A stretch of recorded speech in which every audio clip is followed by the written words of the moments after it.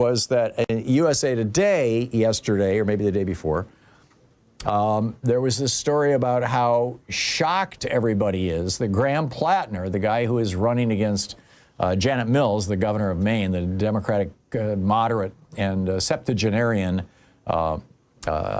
she's in her early 70s, I think, governor of Maine, he's 41, he's running against her, that he has just come right out and said that Clarence Thomas should be impeached, that Donald Trump should be prosecuted, that Chuck Schumer should be replaced, that ICE thugs who've assaulted people should go to jail, that the corruption in the White House should be prosecuted, including in the cabinet, including Trump's kids, and that we need new social programs to restore the American middle class, like Medicare for all.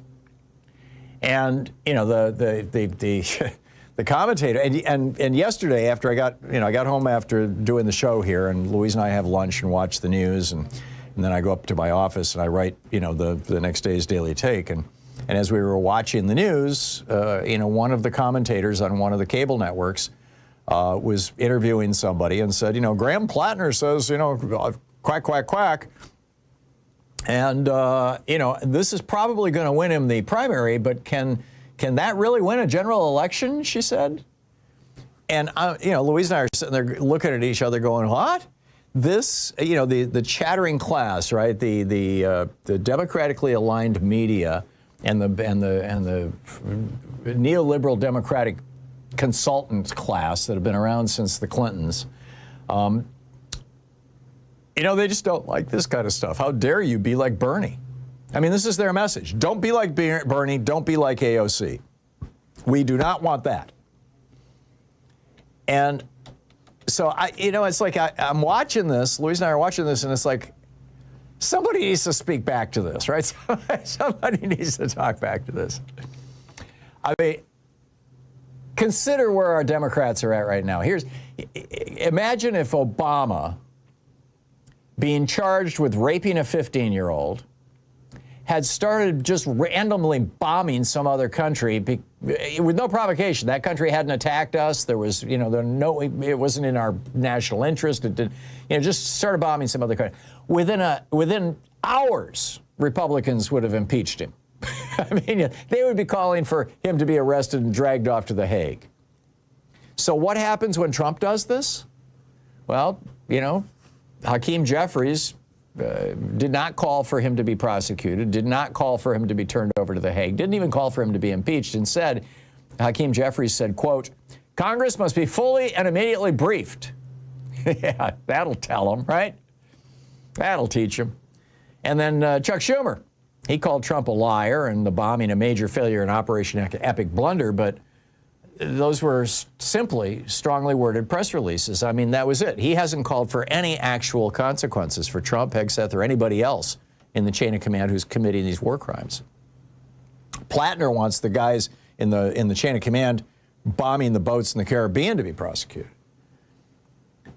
I mean, tragically, the conventional wisdom of the chattering class and the leadership of the Democratic Party is this: don't make big promises, don't make real threats, don't be Bernie, don't be AOC. And the important point here, and I think this is a critical point, particularly for those of you who are young enough that you don't remember LBJ.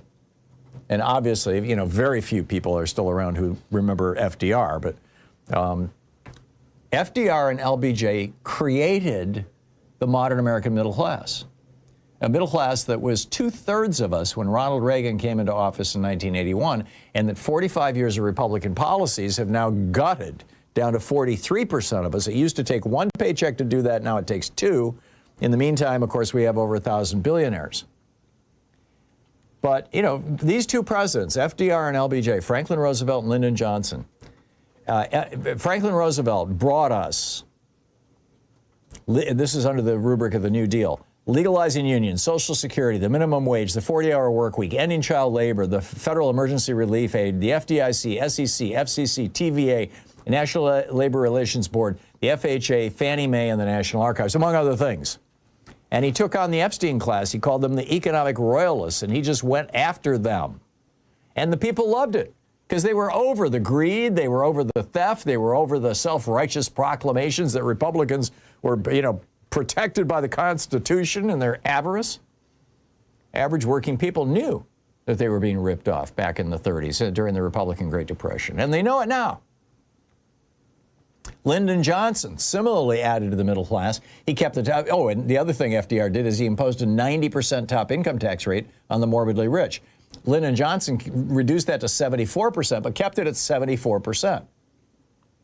And 50% on corporations. His Great Society programs included Medicare, Medicaid, Meals on Wheels, Title I to low-income school districts, Pell Grants, Head Start, Job Corps, Community Action Agencies, Community Service Block Grants, VISTA, the Civil Rights Act, the Voting Rights Act, ending racial quotas on immigration, food stamps, HUD, NEA, NEH, and the Corporation for Public Broadcasting, which created PBS and NPR.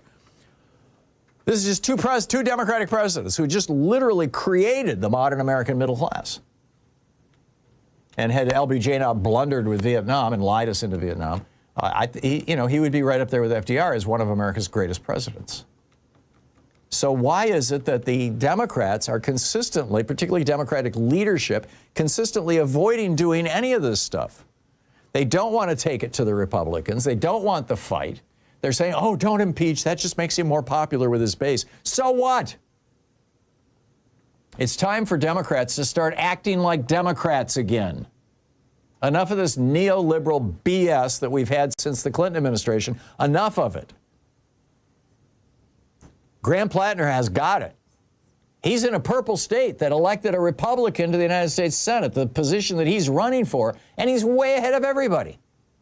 And he's got a whole bunch of, bad press behind him. I think that this is just a very straightforward thing. This is not rocket science. AOC, laid it out, right? She was, I'm going to play some audio here out of my computer, Sean. Just pick this up. This is, they were asking AOC, what do you make about Republicans complaining about Virginia? And Virginia, you guys getting Democrats wow. totally unconstitutional. Listen, Democrats have attempted and asked Republicans for 10 years to ban partisan gerrymandering. And for 10 years, Republicans have said no. Republicans have fought for partisan gerrymanders across the United States of America, and these are the rules that they have set. And so if the Republican Party wanted to start this, they did this in North Carolina. They drew out 3 Democratic members of Congress in North Carolina. They drew out in Texas. They redid Texas. What they're just mad at is that they have been accustomed to a Democratic Party that rolls over, doesn't fight, and takes everything sitting down. And what they're mad at right now... I'll just leave it at that. That's exactly what we want, that Democratic Party, that just rolls up. Well, I'm telling you, Democrats, it's time to stop being that party. It's time to kick Ken Martin in the butt, to change the leadership, in the House and Senate, and get some stuff done, get some fighters in, or, keep the leadership if they're willing to get some fire in their belly. But it's time to take on the Trump crime family and the corruption in his cabinet and all around him and everything else, and bring America's middle class back.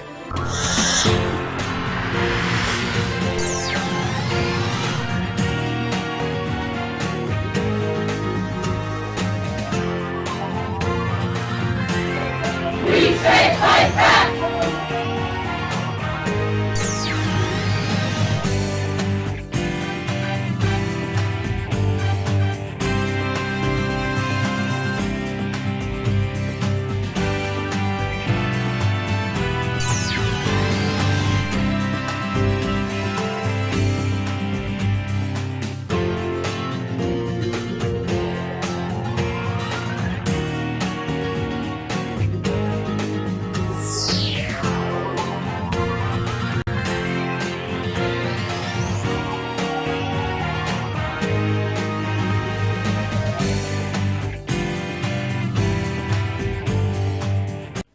Trump drains America's arsenal in Iran. Eric pockets $24 million in a Pentagon grift. EPA hunts abortion pills in your tap.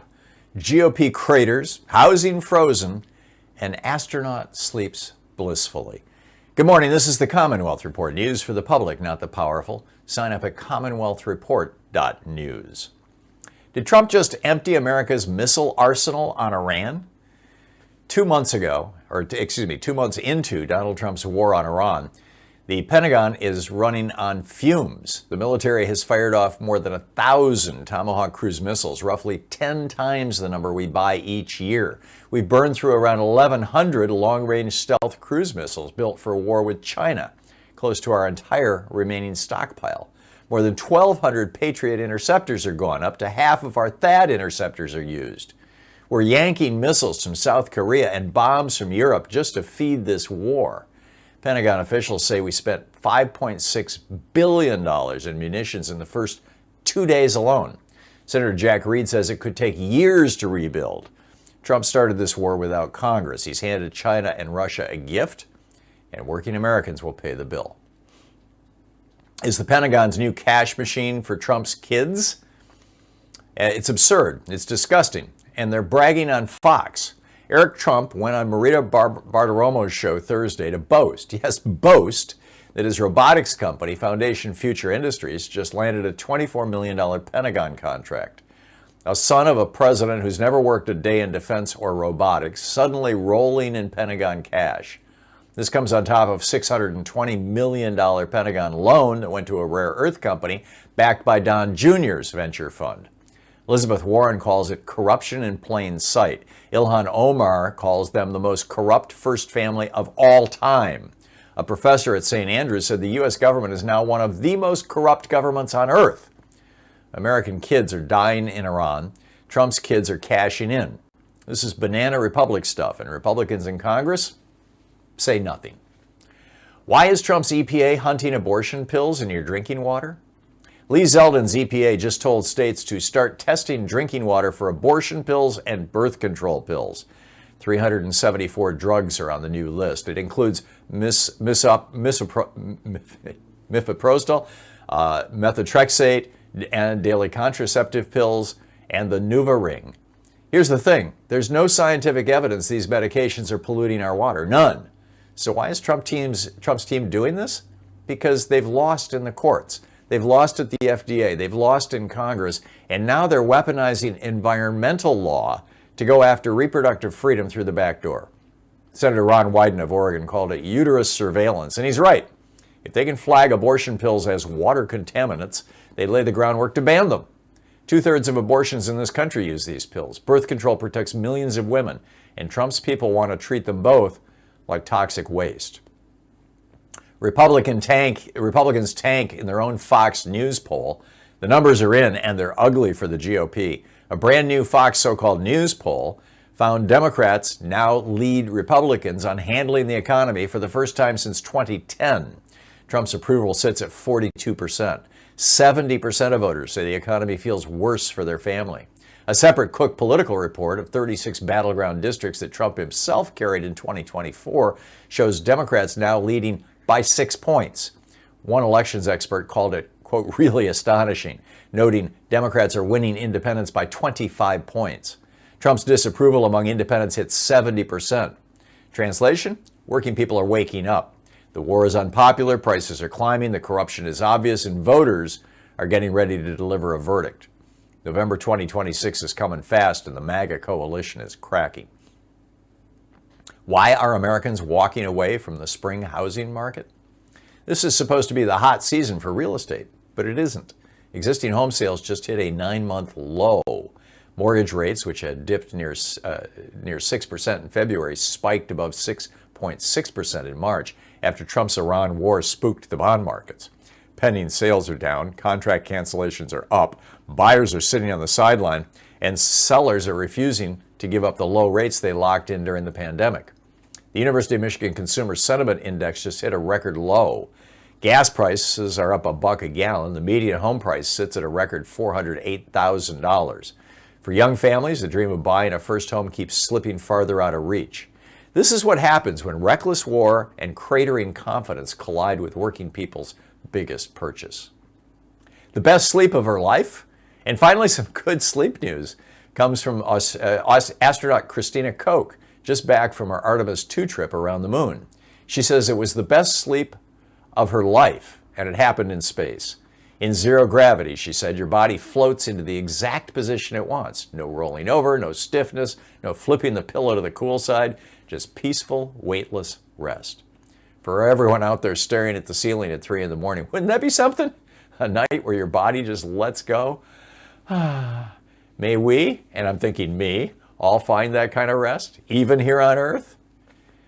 And that's the way it is today, Friday, April 24th, 2026.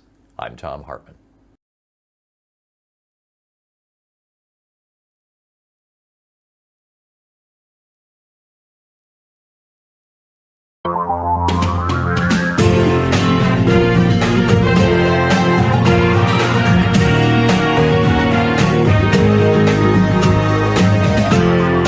This is the Thom Hartmann Program.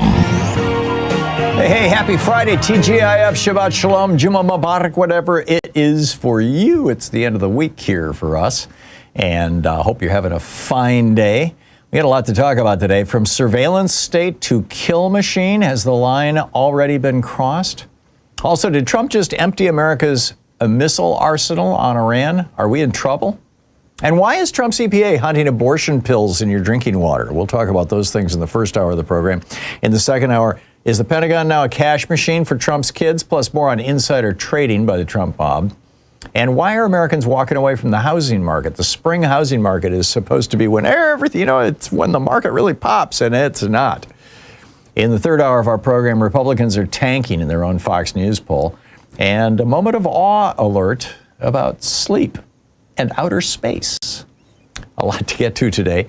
My op-ed today over at HartmannReport.com, very sober topic. It's titled From Surveillance State to Kill Machine. Has the line already been crossed?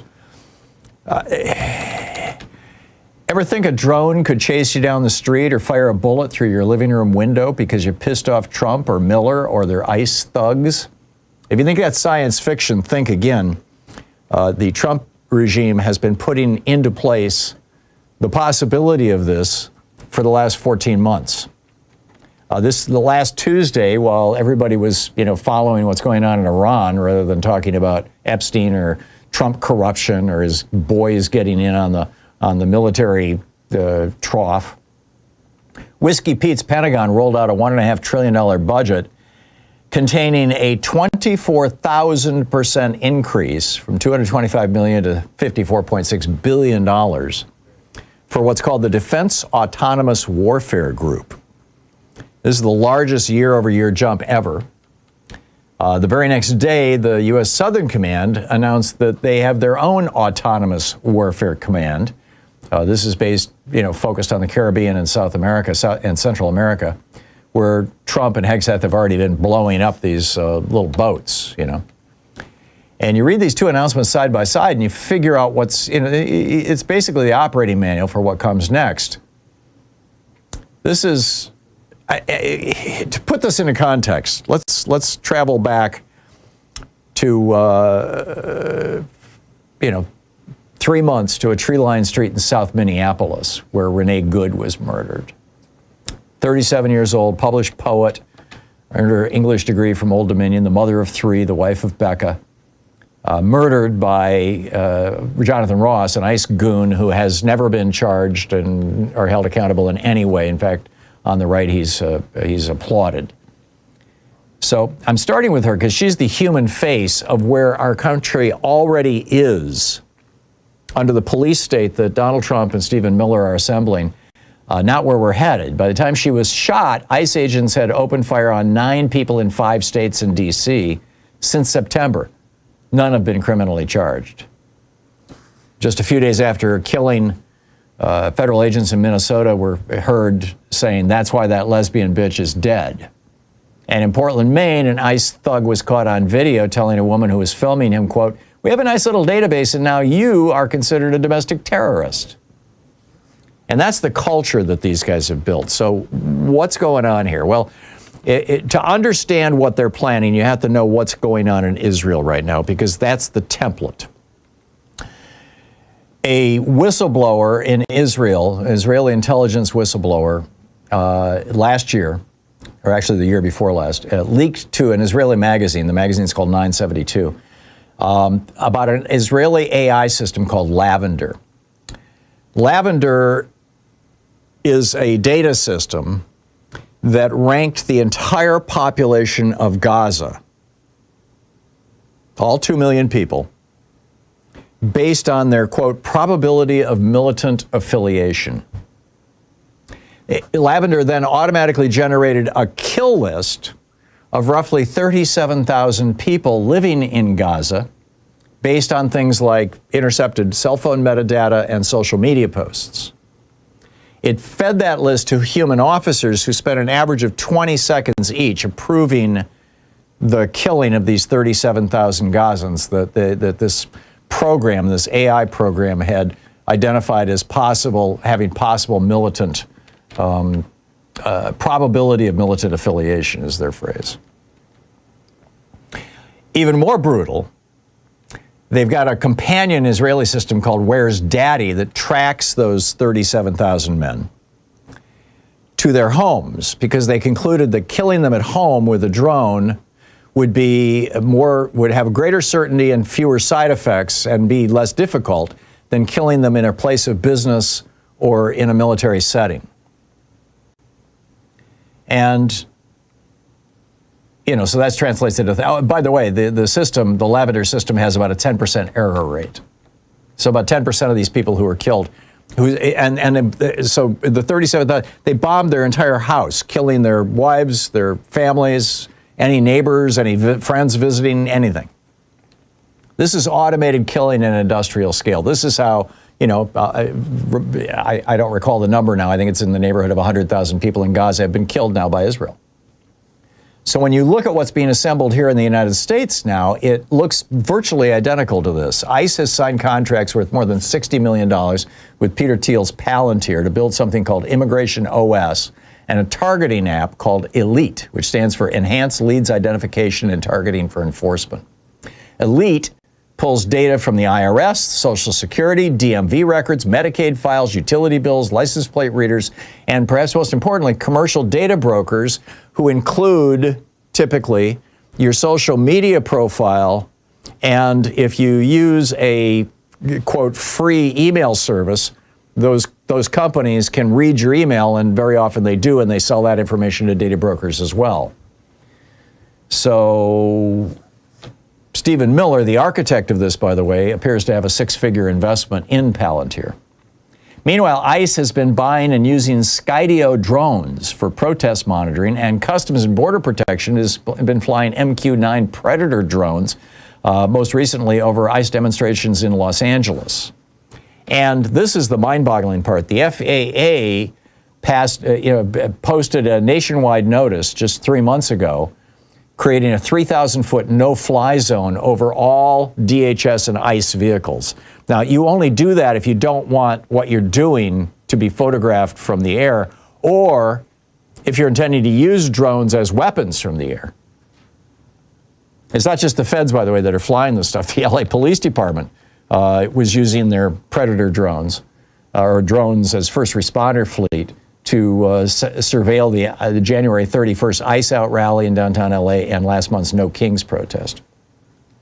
That's called mission creep, right?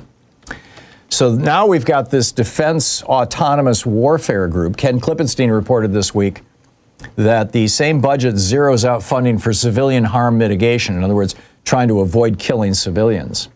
So in other words, we're building out in the open the infrastructure that produced Lavender in Israel and kills people in an automated fashion. And we're doing it with no public debate and no discernible pushback from anybody in Congress. We did something like this in Vietnam back in 72, between 67 and 72. It was called Operation Phoenix. And we identified some 20 to 40,000 Vietnamese as potential Viet Cong and then went out and killed them. So we've been here before, sort of, but now it's really super high tech. With Renee Good, the decision to kill her was made by a human being.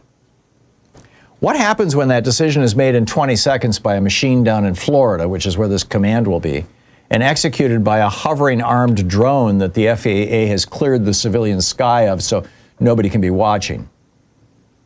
I mean, this now would be a good time to call Congress and say, what is going on with the elite program? What is going on with these drones that ICE now wants to have? What is going on with this Defense Autonomous Warfare Group? And what's going on with Stephen Miller investing in Palantir? Why isn't Congress looking into any of this stuff?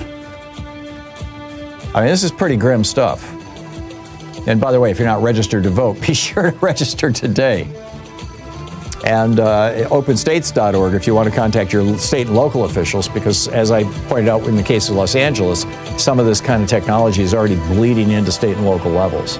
Renee Good deserved to go home to her son that morning. The next Renee Good deserves a country that will allow that to happen. This is the Thom Hartmann Program.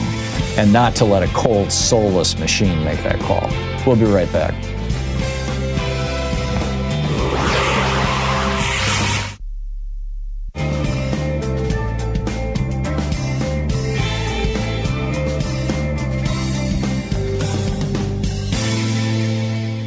And welcome back. Jerry in Venice, California. Hey, Jerry, what's up?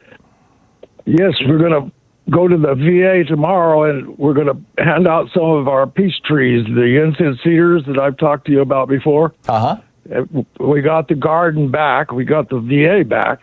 This time, the third time it went to federal court, they finally just told them the deed is the deed, and it says home for veterans. So I've been bringing these trees down from Northern California. You just dig them up along these logging roads where they grind them off. And I've got a bunch from seed that we're going to give out tomorrow. But this is something that in all these places that burn, fire prevention is bottom up and flood prevention is top down, and this tree does both.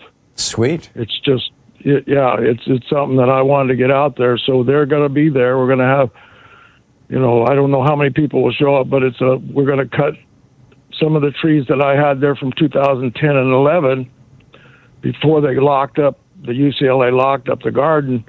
The bird sanctuary planted them. So they're about, 12, 15 feet tall now. And they need to be pruned because they just grow to light. And these trees don't get giants unless they're in a fire or something. Yeah. You get rid of the lower limbs. So anyway, we're going to have a little class of instruction, and it should be a good day. So we're inviting people over.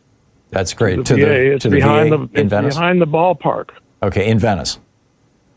No, at the VA in Westwood. In Westwood. Okay, cool. All right. Well, Jerry, that's great, and I hope a lot of people listening can make it down there. Thanks for calling and sharing that with us. It's a great little PSA. Okay. Appreciate it. Thanks. Bob in Farmington, Missouri. Hey, Bob, what's on your mind today? I was listening to Texas Paul this morning, and he came up with a really good point. If we're deporting all the illegal immigrants, what are all these warehouses and detainment centers for? Us. They're for us. Yeah. This is how Hitler did it. I mean, and he's not the only one, of course, Pol Pot and others. But, you start with the people that everybody agrees, or most people agree, shouldn't be part of the society. The criminals, the immigrants. In Germany back then, it was the gay people and the communists as well. And then, so you start with them, and you build out the detention infrastructure. We're now at the capacity of 70,000. We're trying to build toward 250,000. And then once you've got that infrastructure, then you criminalize behavior. Trump did this with an executive order 5 months ago, in which he said that anyone who challenges traditional American morality or Christianity has a tendency toward domestic terrorism and is on the list. And then those people end up in those concentration camps. I mean, this is nothing new. Yeah, that's me. Yeah, and me.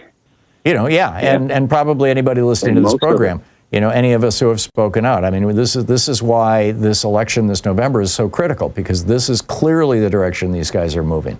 If they wanted to get rid of brown-skinned people in the United States, all they have to do is put them on airplanes. But that's not what they're doing. They're building detention facilities, and they're keeping people without trial in violation of the Constitution for, well, so far for years in some cases, you know. So, yeah, absolutely. Bob, thank you for the call. Spot on. 20 minutes past the hour. We'll be right back. Stay with us.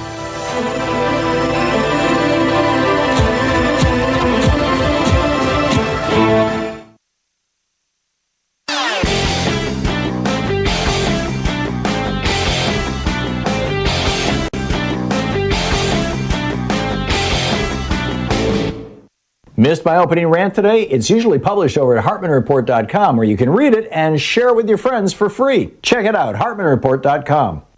From Los Angeles to Columbia, South Carolina, from Birmingham, Alabama to Baltimore, universal basic income programs are chalking up proof after proof of their viability.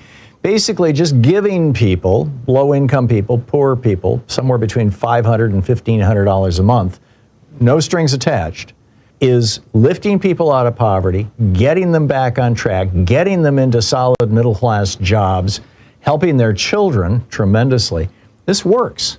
Now, we don't have to do UBI in the United States. We're the only developed country in the world that doesn't have a national health care program. Health expenses are whacking a lot of low-income people. We're the only developed country in the world that doesn't have free college education. Education expenses are whacking people. There's a lot we could do. We can subsidize housing. We can subsidize food. We do that with food stamps. We could expand it. There's a lot we could do to benefit from this. There's a whole report about that over at HartmannReport.com. Check it out. Over there, they test it.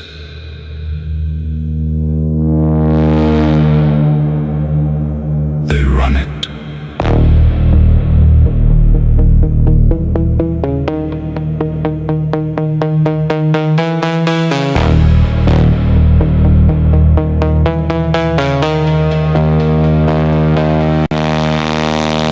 Cities lit by a different sky. Names reduced to a reason why. Patterns pulled from the lives they lead. Turn to targets the systems read. Far away, it feels unreal. Numbers rise, but you don't feel. Just a headline, just a screen. Just a war you've never seen. It's distant, it's easy to look away. They built the system to watch them breathe. Now it decides who they're allowed to be. No judge, no trial, no in between. Just signals fed to the kill machine. There you go, 23 minutes past the hour. So did Donald Trump just empty America's missile arsenal on Iran? This is a wild story. It's just, and this is why, you know, China has to, Xi Jinping is like, oh man, we are so lucky we've got such an idiot in the White House. 2 months into Donald Trump's war on Iran, the Pentagon is now running on fumes, at least, you know, when it comes to ordnance, weaponry. The military, our military, has fired off more than 1,000 Tomahawk cruise missiles, roughly 10 times the number we buy every year. You get that? We just in a couple of days, right? We burned through 10 years worth of production on Tomahawk missiles. We burned through around 1,100 long-range stealth cruise missiles built specifically, or, you know, with in mind a war with China. And that's close to our entire remaining stockpile. More than 1,200 Patriot interceptors are gone. Up to half our THAAD interceptors were used.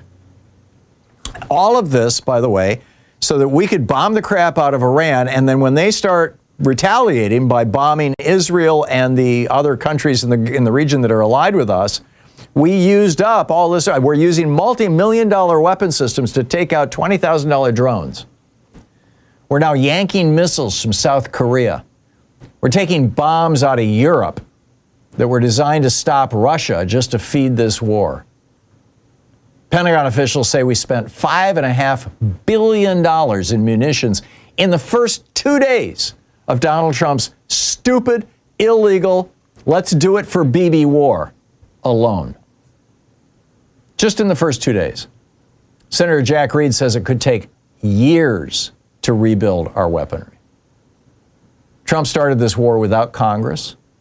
He's handed China and Russia a gift. And who's going to pay the bill?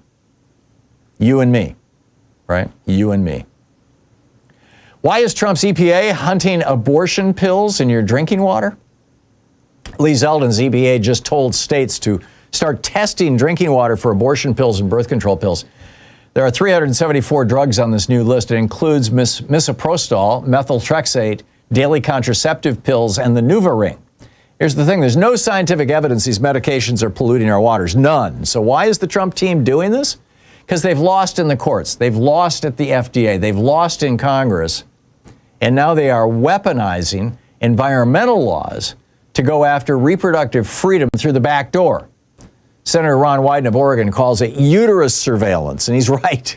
If they can flag abortion pills as water contaminants and birth control pills, they lay the groundwork to ban them both. 2/3 of abortions in this country use these pills. Birth control protects millions of women. At the same time that the Trump administration and all the right-wingers and Fox so-called News and all these guys are saying, wait, there's not enough white men. Elon Musk has tweeted over 100 times recently about, there's not enough white people. The white people are dying off. They're dying. Trump's people want to treat all the, birth control pills and abortion pills like toxic waste and use that as an excuse to essentially criminalize them. To say, no, you can't sell that stuff in the United States anymore because it gets into the wastewater, it gets into the water supply, and it's like toxic or something. Use it because they couldn't succeed in the courts. They tried to ban these things with the FDA. They went down to that crazy Matthew Kacsmaryk, the judge down in Amarillo, Texas, and got him to ban the abortion pill. And that lasted, about a day until an appeals court stepped in.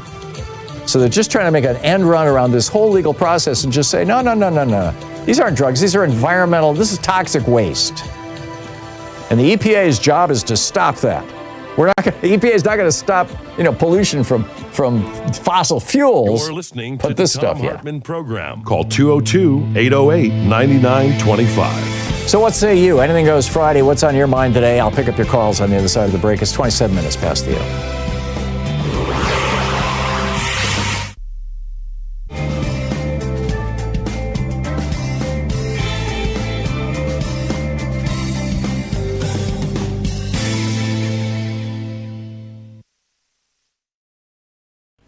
Trump drains America's arsenal on Iran. Eric pockets $24 million in a Pentagon grift. EPA hunts abortion pills in your tap. GOP craters, housing frozen, and astronaut sleeps blissfully. Good morning. This is the Commonwealth Report. News for the public, not the powerful. Sign up at commonwealthreport.news. Did Trump just empty America's missile arsenal on Iran? 2 months into Donald Trump's war on Iran, the Pentagon is running on fumes. The military has fired off more than 1,000 Tomahawk cruise missiles, roughly 10 times the number we buy each year. We've burned through around 1,100 long-range stealth cruise missiles built for war with China, close to our entire remaining stockpile. More than 1,200 Patriot interceptors are gone. Up to half of our THAAD interceptors are used. We're yanking missiles from South Korea and bombs from Europe just to feed this war. Pentagon officials say we spent $5.6 billion in munitions in the first 2 days alone. Senator Jack Reed says it could take years to rebuild. Trump started this war without Congress. He's handed China and Russia a gift, and working Americans will pay the bill. Is the Pentagon's new cash machine for Trump's kids? It's absurd. It's disgusting. And they're bragging on Fox. Eric Trump went on Marita Bartiromo's show Thursday to boast that his robotics company, Foundation Future Industries, just landed a $24 million Pentagon contract. A son of a president who's never worked a day in defense or robotics, suddenly rolling in Pentagon cash. This comes on top of $620 million Pentagon loan that went to a rare earth company backed by Don Jr.'s venture fund. Elizabeth Warren calls it corruption in plain sight. Ilhan Omar calls them the most corrupt first family of all time. A professor at St. Andrews said the U.S. government is now one of the most corrupt governments on earth. American kids are dying in Iran. Trump's kids are cashing in. This is banana republic stuff, and Republicans in Congress say nothing. Why is Trump's EPA hunting abortion pills in your drinking water? Lee Zeldin's EPA just told states to start testing drinking water for abortion pills and birth control pills. 374 drugs are on the new list. It includes mifeprostol, methotrexate, and daily contraceptive pills, and the NuvaRing. Here's the thing. There's no scientific evidence these medications are polluting our water. None. So why is Trump's team doing this? Because they've lost in the courts. They've lost at the FDA. They've lost in Congress. And now they're weaponizing environmental law to go after reproductive freedom through the back door. Senator Ron Wyden of Oregon called it uterus surveillance. And he's right. If they can flag abortion pills as water contaminants, they lay the groundwork to ban them. 2/3 of abortions in this country use these pills. Birth control protects millions of women, and Trump's people want to treat them both like toxic waste. Republicans tank in their own Fox News poll. The numbers are in, and they're ugly for the GOP. A brand new Fox so-called news poll found Democrats now lead Republicans on handling the economy for the first time since 2010. Trump's approval sits at 42%. 70% of voters say the economy feels worse for their family. A separate Cook political report of 36 battleground districts that Trump himself carried in 2024 shows Democrats now leading by 6 points. One elections expert called it, quote, really astonishing, noting Democrats are winning independents by 25 points. Trump's disapproval among independents hit 70%. Translation? Working people are waking up. The war is unpopular, prices are climbing, the corruption is obvious, and voters are getting ready to deliver a verdict. November 2026 is coming fast, and the MAGA coalition is cracking. Why are Americans walking away from the spring housing market? This is supposed to be the hot season for real estate, but it isn't. Existing home sales just hit a 9-month low. Mortgage rates, which had dipped near 6% in February, spiked above 6.6% in March after Trump's Iran war spooked the bond markets. Pending sales are down, contract cancellations are up, buyers are sitting on the sideline, and sellers are refusing to give up the low rates they locked in during the pandemic. The University of Michigan Consumer Sentiment Index just hit a record low. Gas prices are up $1 a gallon. The median home price sits at a record $408,000. For young families, the dream of buying a first home keeps slipping farther out of reach. This is what happens when reckless war and cratering confidence collide with working people's biggest purchase. The best sleep of her life? And finally, some good sleep news comes from astronaut Christina Koch, just back from her Artemis 2 trip around the moon. She says it was the best sleep of her life, and it happened in space. In zero gravity, she said, your body floats into the exact position it wants. No rolling over, no stiffness, no flipping the pillow to the cool side, just peaceful, weightless rest. For everyone out there staring at the ceiling at 3 in the morning, wouldn't that be something? A night where your body just lets go? May we, and I'm thinking me, all find that kind of rest, even here on Earth? And that's the way it is today, Friday, April 24th, 2026. I'm Thom Hartmann.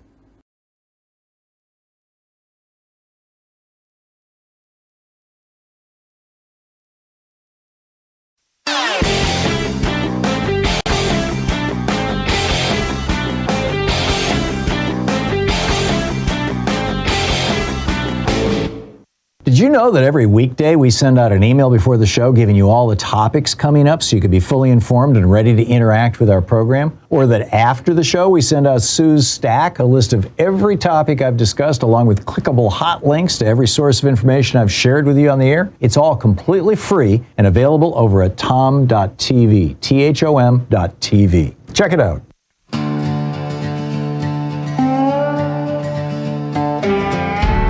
34 minutes past the hour. So what's on your mind today? Russ in Hickory Hill, Illinois. Hey, Russ, what's up?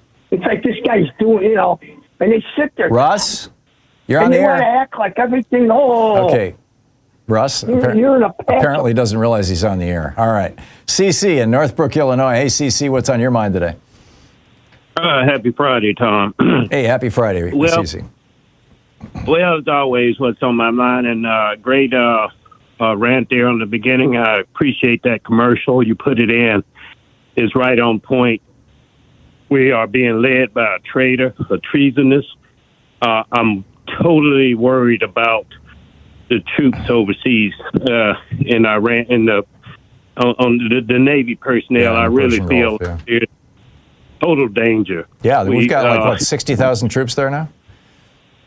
That's wild. Yeah, and it's going to be a tragedy because we're just in this mode where we have no bottom. Well, the Orange Jesus has no bottom. And by the way, I made a prediction about a couple of weeks, about last month, that the Orange Jesus will need to be crucified by its own people. And they're doing that. In fact, it's already done.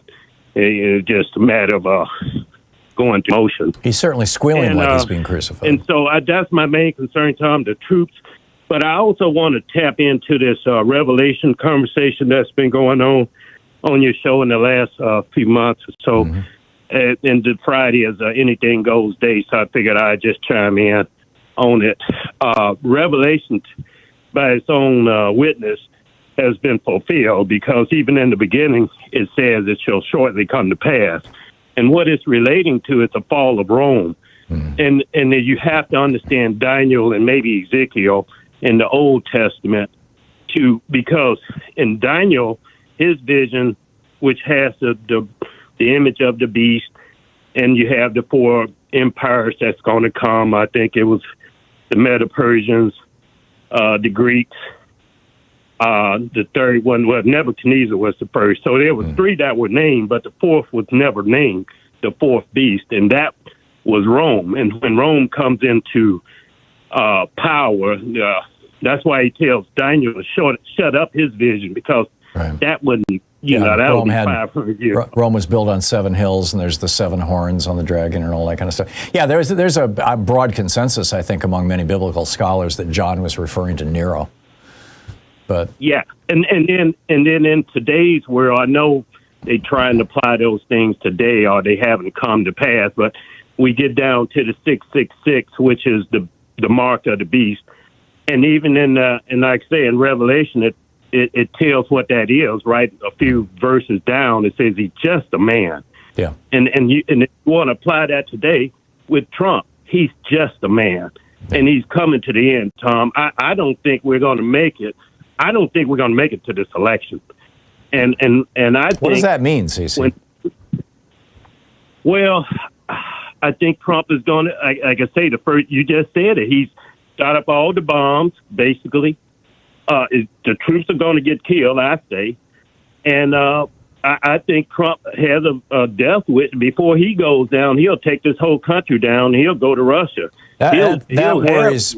Yeah, I'm not so worried about him going to Russia, but I am worried about him trying to take humanity with him, the way that Hitler, I've told the story a million times, but, my old friend Armin Lehman was the 16-year-old soldier who handed the news to Hitler that the war was lost, and Hitler immediately ordered his generals to bomb Germany, and they refused. And then Hitler committed suicide. And I asked Dr. Lee, right, Bandy Lee? Yeah. I asked Dr. Lee, a psychiatrist, about this just last week on this program, or maybe it was Monday of this week, I don't recall. And I said, is it possible that, Hitler trying to take everybody down with him when he died, that Trump could try and do the same thing? And she said, absolutely. It's consistent with his psychology. And you've said that, and I appreciate your repetitiveness, Tom.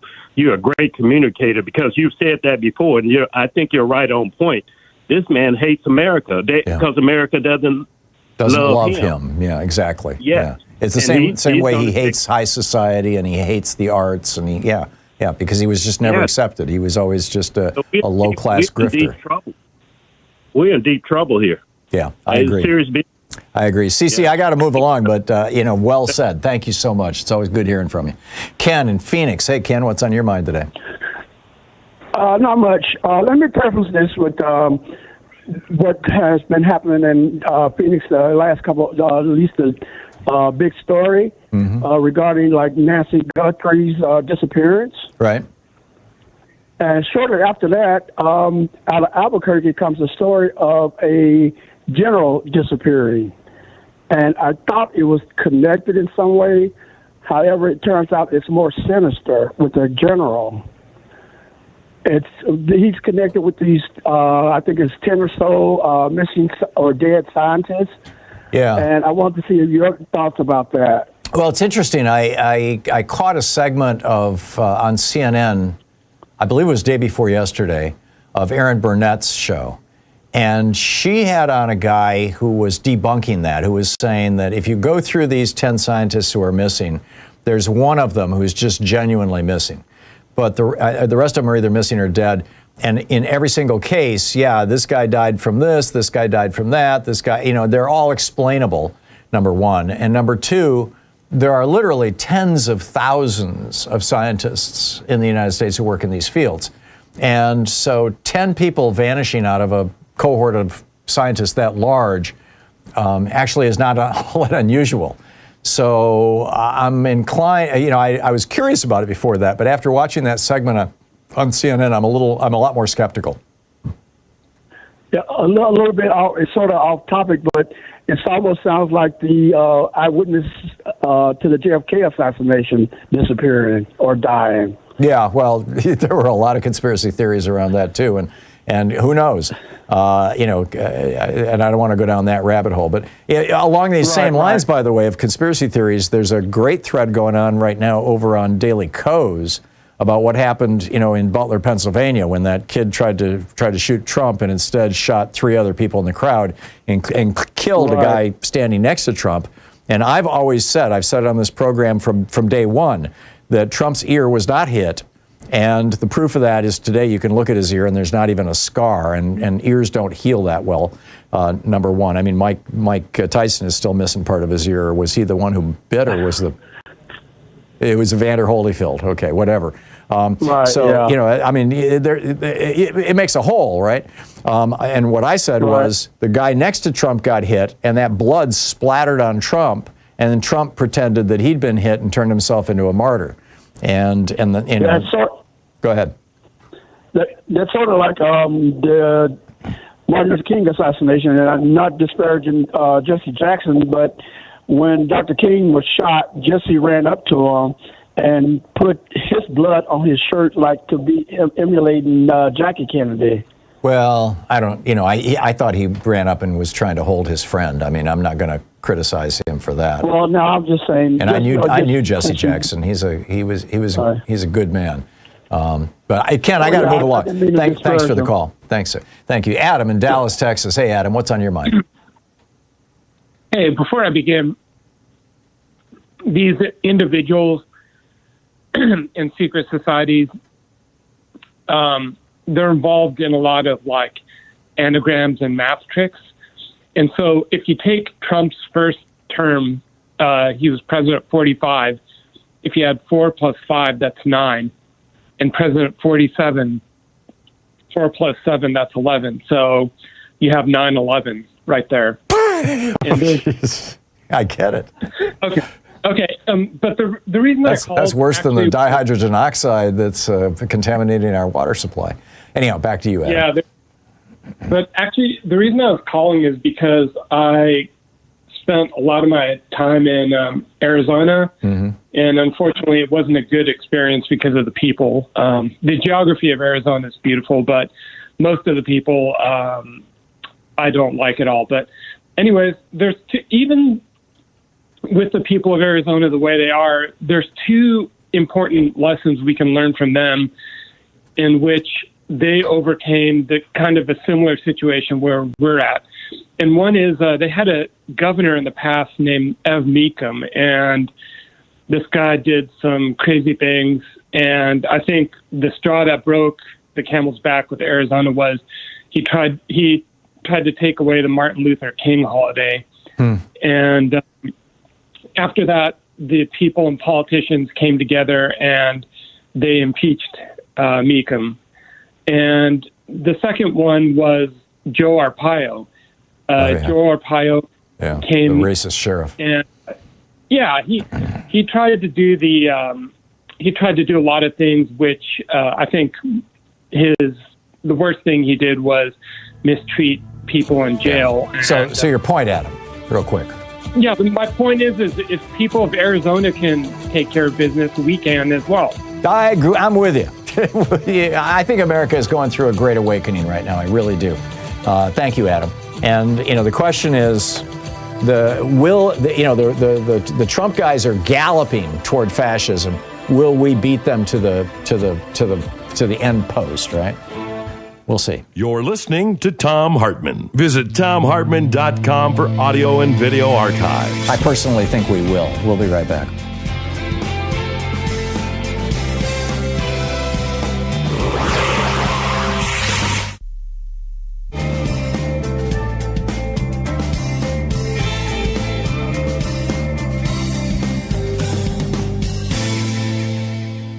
And welcome back, Larry in Carlisle, Illinois. Is that right?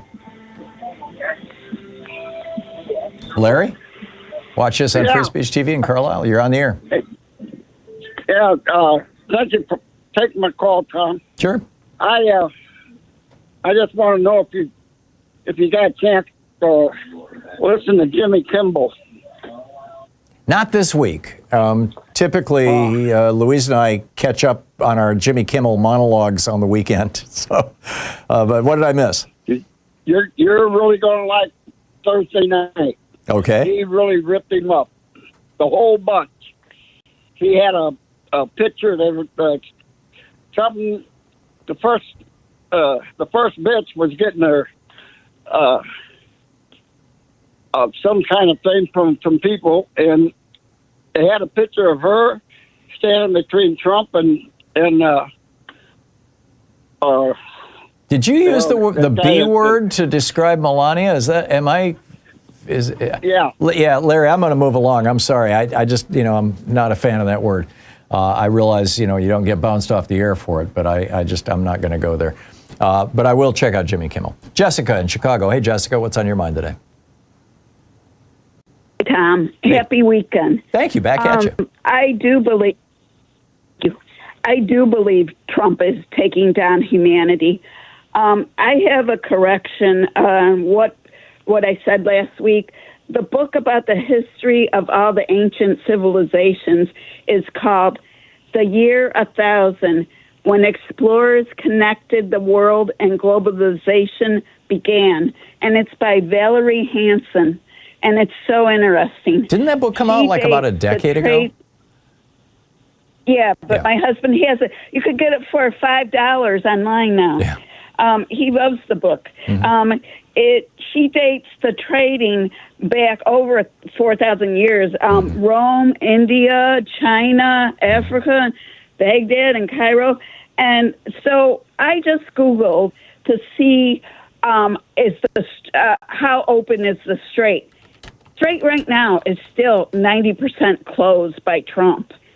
And Stephen Colbert had John Kerry on his show, and John Kerry said Strait has never been closed.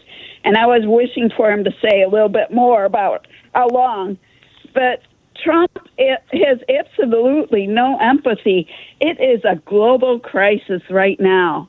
Asia's in a terrible energy crisis. Malaysia, Indonesia, Philippines, they're rationing everything they have. They have a massive food crisis already. Yeah, it's going to South Korea too. Yeah. Fertilizers, it's insane already. And and then the protests. I wanted to say again, when I watched Al Jazeera's, the protest of the Iranians was amazing because, Tom, they held up signs saying it's the Epstein War. And I was thinking of you because you called Epstein Fury. And yeah, it is all about that. And so I have to say one more thing. I love The Daily Show. I've been watching that and I laugh out loud. And they showed the Lego video with Lego Trump sweating as he's trying to get rid of the Epstein files. Yeah. And, it's amazing what they're doing, yeah. Isn't it? It's just incredible. Jessica, thank you so much, and thanks for the tip on that book. I was just looking it up. Appreciate the call. Thank you very much. 49 minutes past the hour. We'll be back with you in one minute. Stay with us.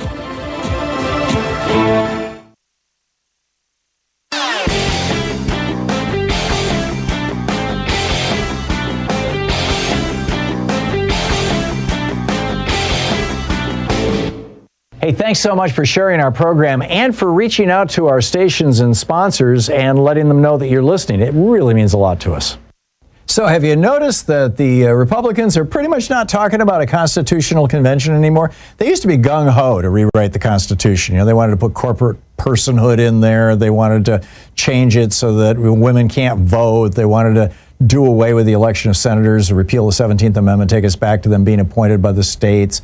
They had all these weird, they wanted to outlaw labor unions, all these weird ideas, but they've stopped talking about it. I mean, they're still moving forward on it, but it's not. Project 2025, for example, their ultimate talking document, does not have one single mention in it about a constitutional convention. Why would that be? Well, it's because the Supreme Court is doing their work for them.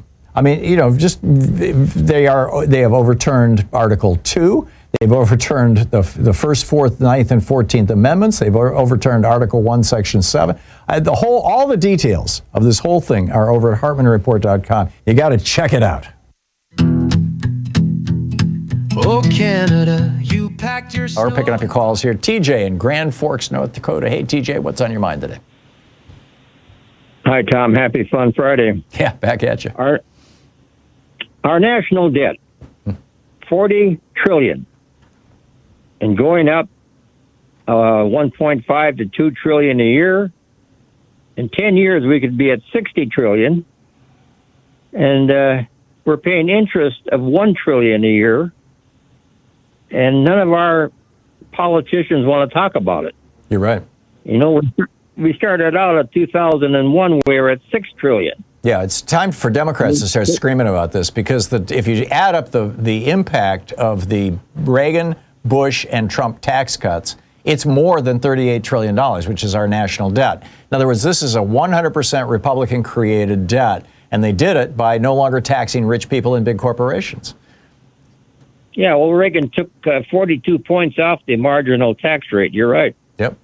They went from 70. Actually, at one point, when he started, he took it down to 25% for 1 year. It went from 74 down to 25. Well, actually, it went from 74 to 50, from 50 down to 25, and then they took it back up to 27. But yeah. Yeah, this can't go on. I mean, no. And nobody wants to talk about it. And unfortunately, a lot of Americans don't even know this is going on. Yep. And the easy solution is to start taxing rich people again. Yeah. I mean, it's just this is not rocket science. It's just terrible. I mean, I wish somehow all Americans could wake up to this 40 trillion. Yeah. And pretty soon we'll be at 60 trillion, and that's going to. And if you want to, and by the way, this was intentional. This was started during the Reagan administration. It was based on a philosophy or a theory or a concept or a strategy or whatever you want to call it, conspiracy, put forward by a guy named Jude Wanniski back in 1976. He published a piece in the Wall Street Journal saying the only problem Republicans have is that they haven't learned how to be Santa Claus.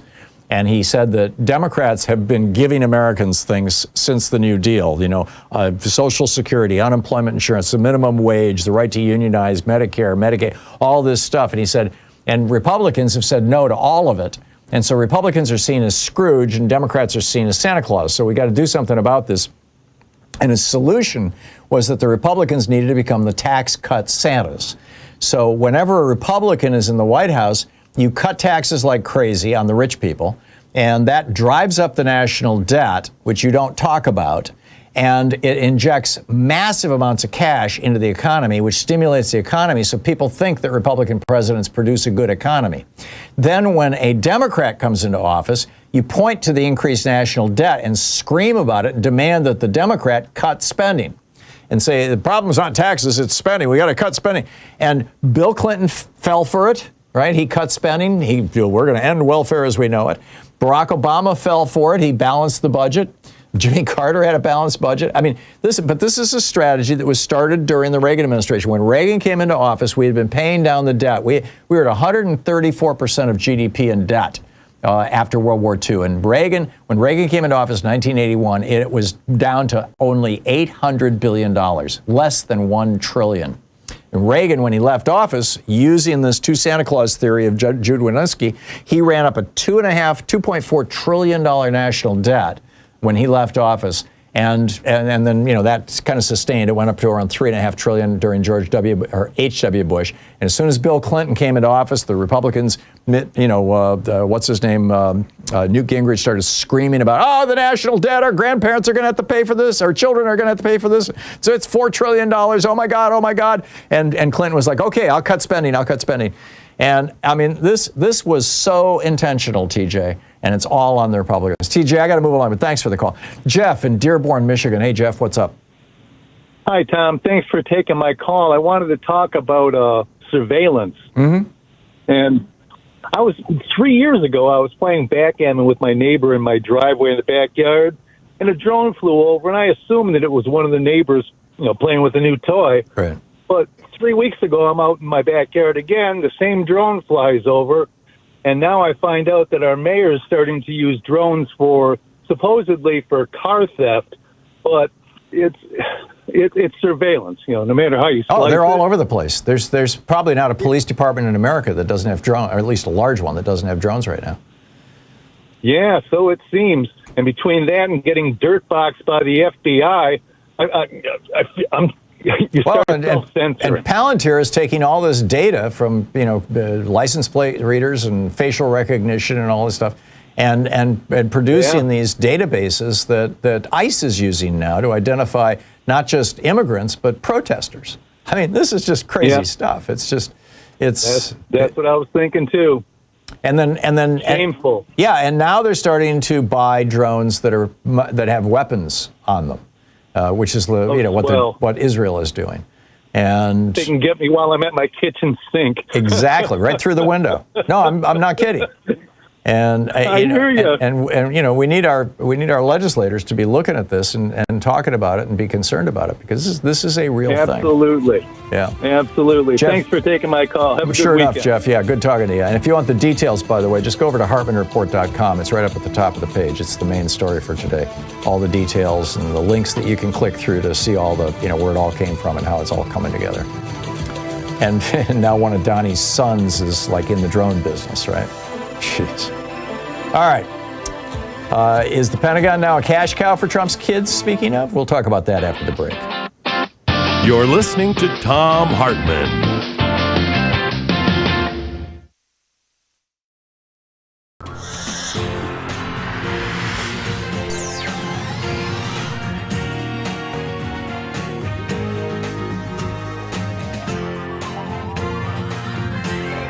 We say fight back!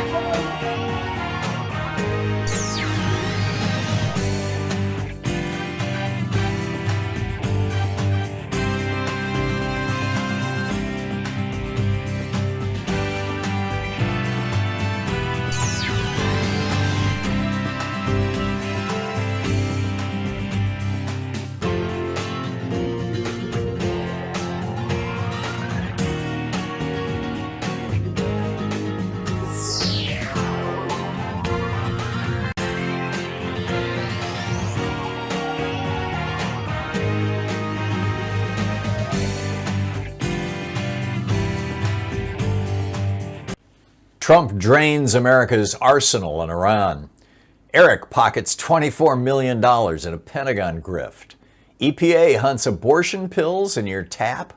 GOP craters, housing frozen, and astronaut sleeps blissfully. Good morning. This is the Commonwealth Report. News for the public, not the powerful. Sign up at commonwealthreport.news. Did Trump just empty America's missile arsenal on Iran?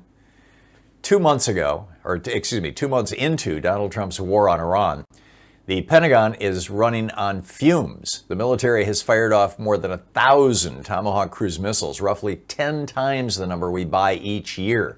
We've burned through around 1,100 long-range stealth cruise missiles built for a war with China, close to our entire remaining stockpile. More than 1,200 Patriot interceptors are gone. Up to half of our THAAD interceptors are used. We're yanking missiles from South Korea and bombs from Europe just to feed this war. Pentagon officials say we spent $5.6 billion in munitions in the first 2 days alone. Senator Jack Reed says it could take years to rebuild. Trump started this war without Congress. He's handed China and Russia a gift, and working Americans will pay the bill. Is the Pentagon's new cash machine for Trump's kids? It's absurd. It's disgusting. And they're bragging on Fox. Eric Trump went on Marita Bartiromo's show Thursday to boast, yes, boast, that his robotics company, Foundation Future Industries, just landed a $24 million Pentagon contract. A son of a president who's never worked a day in defense or robotics, suddenly rolling in Pentagon cash. This comes on top of $620 million Pentagon loan that went to a rare earth company backed by Don Jr.'s venture fund. Elizabeth Warren calls it corruption in plain sight. Ilhan Omar calls them the most corrupt first family of all time. A professor at St. Andrews said the U.S. government is now one of the most corrupt governments on earth. American kids are dying in Iran. Trump's kids are cashing in. This is banana republic stuff, and Republicans in Congress say nothing. Why is Trump's EPA hunting abortion pills in your drinking water? Lee Zeldin's EPA just told states to start testing drinking water for abortion pills and birth control pills. 374 drugs are on the new list. It includes mifepristone,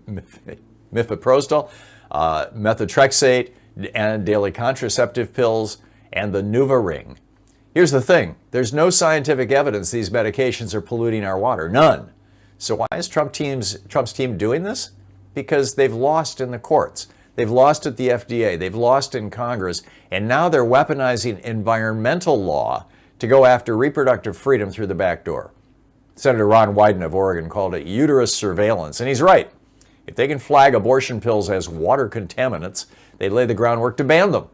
2/3 of abortions in this country use these pills. Birth control protects millions of women, and Trump's people want to treat them both like toxic waste. Republicans tank in their own Fox News poll. The numbers are in, and they're ugly for the GOP. A brand new Fox so-called news poll found Democrats now lead Republicans on handling the economy for the first time since 2010. Trump's approval sits at 42%. 70% of voters say the economy feels worse for their family. A separate Cook political report of 36 battleground districts that Trump himself carried in 2024 shows Democrats now leading by 6 points. One elections expert called it, quote, really astonishing, noting Democrats are winning independents by 25 points. Trump's disapproval among independents hit 70%. Translation? Working people are waking up. The war is unpopular, prices are climbing, the corruption is obvious, and voters are getting ready to deliver a verdict. November 2026 is coming fast, and the MAGA coalition is cracking. Why are Americans walking away from the spring housing market? This is supposed to be the hot season for real estate, but it isn't. Existing home sales just hit a 9-month low. Mortgage rates, which had dipped near 6% in February, spiked above 6.6% in March after Trump's Iran war spooked the bond markets. Pending sales are down, contract cancellations are up, buyers are sitting on the sideline, and sellers are refusing to give up the low rates they locked in during the pandemic. The University of Michigan Consumer Sentiment Index just hit a record low. Gas prices are up $1 a gallon. The median home price sits at a record $408,000. For young families, the dream of buying a first home keeps slipping farther out of reach. This is what happens when reckless war and cratering confidence collide with working people's biggest purchase. The best sleep of her life? And finally, some good sleep news comes from astronaut Christina Koch, just back from her Artemis II trip around the moon. She says it was the best sleep of her life, and it happened in space. In zero gravity, she said, your body floats into the exact position it wants. No rolling over, no stiffness, no flipping the pillow to the cool side, just peaceful, weightless rest. For everyone out there staring at the ceiling at 3 in the morning, wouldn't that be something? A night where your body just lets go? May we, and I'm thinking me, all find that kind of rest, even here on Earth? And that's the way it is today, Friday, April 24th, 2026. I'm Thom Hartmann.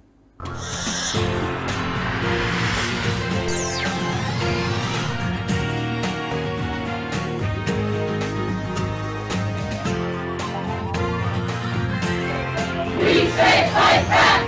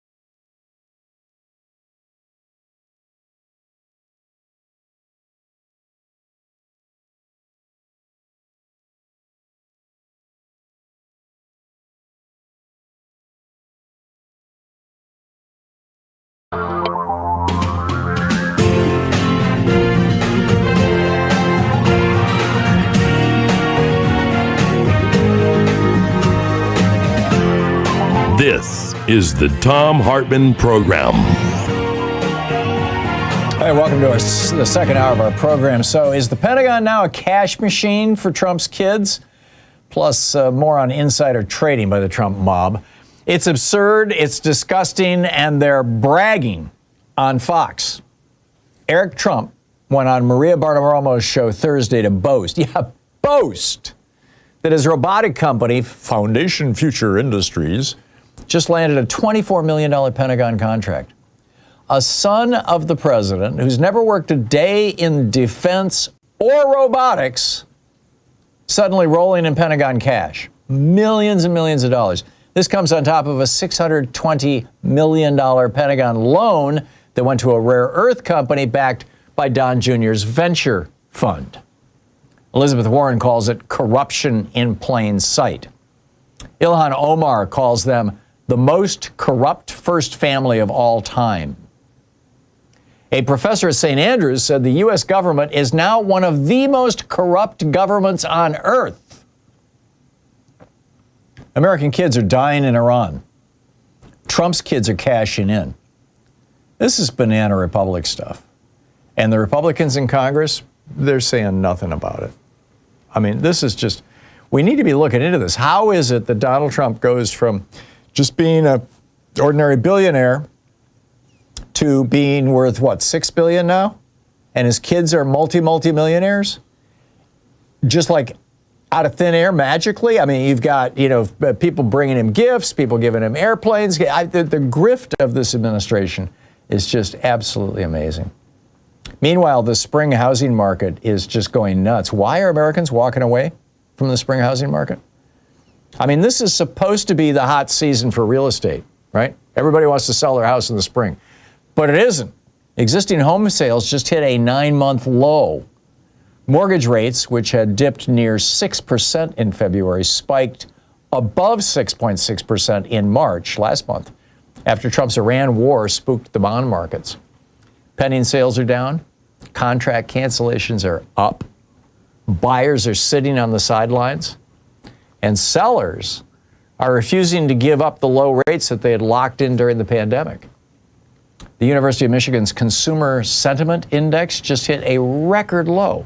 I mean, gas is up $1 a gallon. The median home price now sits at a record $408,800.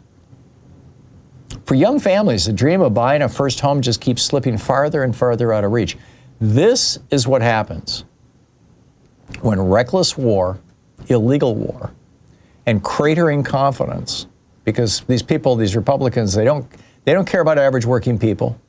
They don't know, by and large, what they're doing. They don't understand economics, but they're all on the take, right? From the fossil fuel industry, from the rocket industry, from the big banks, from the insurance industry. Name an industry. The Republicans are on the take from these people. And you get all this stuff, when all of this collides with working people's biggest purchase, which is their home, then you have this disaster. And, I think it really is a disaster right now. And we need to acknowledge that the GOP, the Trump administration and the Republican Party, for 45 years now, have been wrecking our economy just to make rich people richer.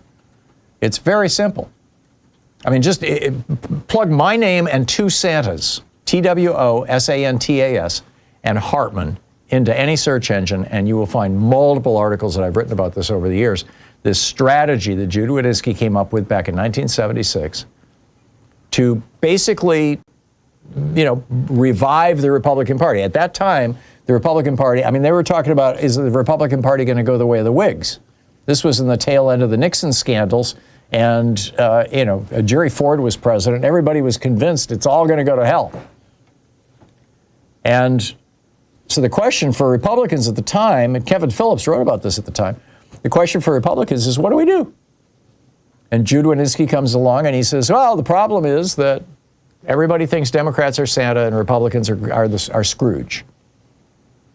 So what we've got to do is we've got to give tax breaks and run up the national and massively increase defense spending to run up the national debt whenever a Republican's in office, and then scream about that debt whenever a Democrat is in office. And that will force the Democrats to shoot their Santa in the face. Their Santa being Social Security, Medicare, Medicaid, minimum wage, food stamps, aid to education, free college. I mean, you name it, right? And it's been successful. Jude Wanniski, who is long dead now, single-handedly transformed America by giving the Republican Party this strategy, which they are still pursuing. You haven't heard a peep about the deficit since Donald Trump became president a second time. But what were they talking about, the Republicans, all the time that Joe Biden was president? A Green New Deal, we can't afford that. Look at the debt. Medicare for all, we can't afford that. Look at the debt. You want to expand Medicaid? You can't afford that. Look at the debt. You want free college? You want to suspend, forgive student loan debt? Look at the national debt. You can't do that. As soon as a Republican comes into office, oh, there's no problem with the debt. We need more tax breaks for billionaires.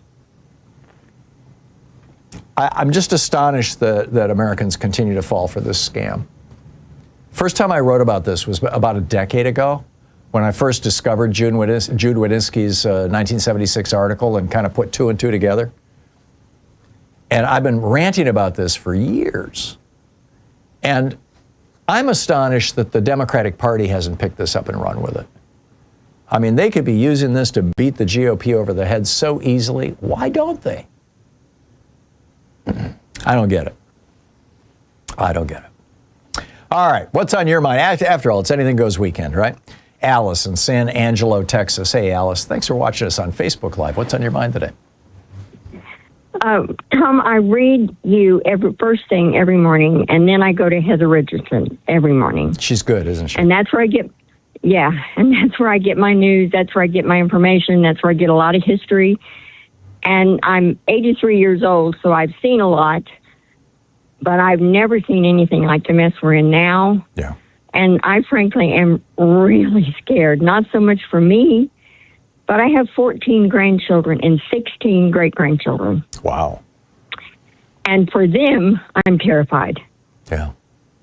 And after I read your post today and hers today, I thought, what in the world? Because she said that the Republicans are going to is now going to push all this money he wants for ICE and everything else they want through something called budget reconciliation. Right. It can't be filibustered. And what they want to do is they want to give ICE a 3-year budget and no oversight whatsoever, so that the rest of Trump's term can be, he can use ICE as his own private Gestapo.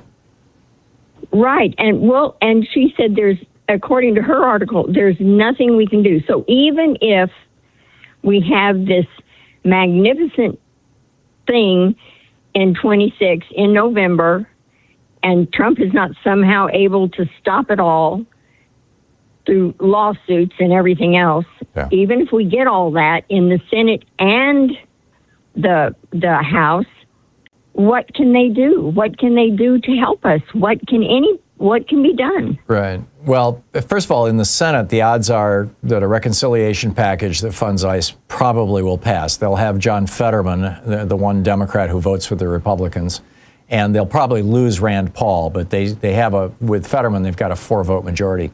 But in the House, I think they're down to about a 2 or 3 vote majority. And there are a couple of House Republicans who might be a little skeptical of this. I'm not sure it's a done deal, but it's likely. That doesn't mean that it can't be undone if the Democrats can take both the House and the Senate. If they can take both, then they could undo it. Yes, they would have to probably get some Republicans to go along with them when Trump vetoes any kind of legislation that undoes it. But I'm not willing to give up, Alice, and I'm not willing to be afraid. I think fear is an emotion that's not really useful right now. We need courage. We need to stand up to this. I use that phone number, and I call every Monday, every Wednesday, every Friday. Wow. I've mailed personal letters. I've been to I go to every protest with my oldest daughter in the town where we live. Mm-hmm. And because I live in Texas, we don't have any problem. at our small town protest. I mean, I live in a small town of around 100,000. Mm-hmm. And so, you know, the police are there, but they come by and ask me all the time if I have enough water. Yeah. Are you drinking water? That's Are you sweet. okay? That's sweet. You know, because at my age, as a little old lady, I'm a small person and standing up there and it's like, don't faint on us. I get it, yeah. But Alice, you're an inspiration to us all. I'm sorry I'm out of time, but thank you for the call, and don't be afraid. Have courage. We will overcome this. Alice, thank you so much. Nice to hear from you. It's 16 and a half minutes past the hour. This is the Thom Hartmann Program. Talk media for the sane among us. I'll be right back with your calls at 10 and Goes Weekend.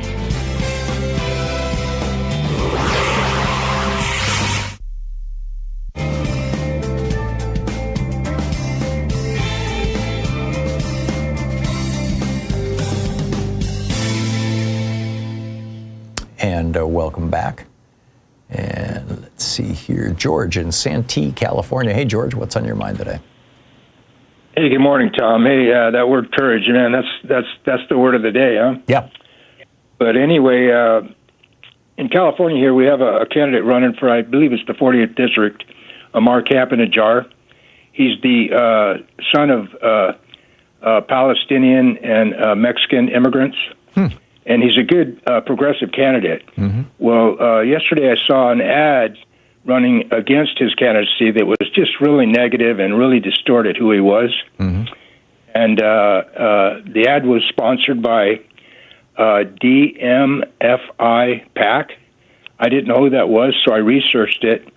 And they describe themselves as a group to elect pro-Palestinian candidates up and down the ticket. And sure enough, they have a long list of candidates up and down the ticket in just about every state. I mean, there's just 100 of them.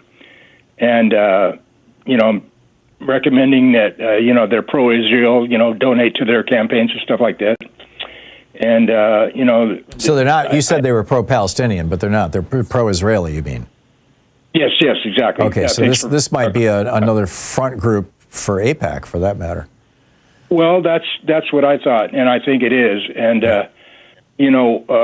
we need to have candidates that have the courage to stand up to that Israeli lobby, because that's really dragging us down a path that I don't think America needs to go. Anyway, hear your thoughts on that. I absolutely agree. I mean, the AIPAC came into my congressional district here and knocked out Sheila Jayapal when she was running, because she wanted to hold Israel accountable and cut off their money. I don't think that we should have foreign countries lobbying in the United States and buying ads on TV. I'm with you. George, thank you. Anyway, in California, you both Cap-in-a-Jar. Yeah, thank you very much. Keno in Lakeland, Florida. Hey, Keno, what's up? Yeah, happy Frias Day. Yes. Tom, I want to talk about Trump's death wish, but real quick, is there time to talk about why Kennedy was interested in raccoons? You have a minute and 10 seconds, Keno.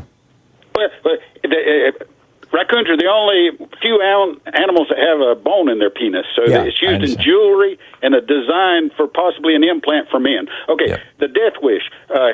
Make America go away is what MAGA stands for. Under the tutelage of Putin, Trump is destroying, and Professor Tim Snyder has started using a new word called superpower suicide that Trump is leading us on. Have you heard Snyder talk about his new concept? And I think Democrats need to talk about that a whole lot. Trump is this death wish is the death not only of our superpower status, but our democracy and our economy. Yep. He's and trying to destroy America dawn on behalf of Putin. I agree. On behalf of Putin. Yeah. So the superpower suicide needs to be talked about a whole lot more. Maybe you can talk about it more too. Yeah. Well, I'll have to track down. You said that was Tim Snyder. Yeah, and he was on Amanpour last Wednesday night, and he talked. We're not using renewable energy. We're undoing science and education. Right. The oligarchs rule. We're alienating allies. It's all. The Republicans have turned us into a third world country. I'm with you, Keno. I'm with you. Let me do a little more research, and thank you very much for the tip on that. Appreciate it. It's always nice hearing from you, Keno, and happy Fridays Day. It is almost 21 minutes past the hour. Back with you in 60 seconds.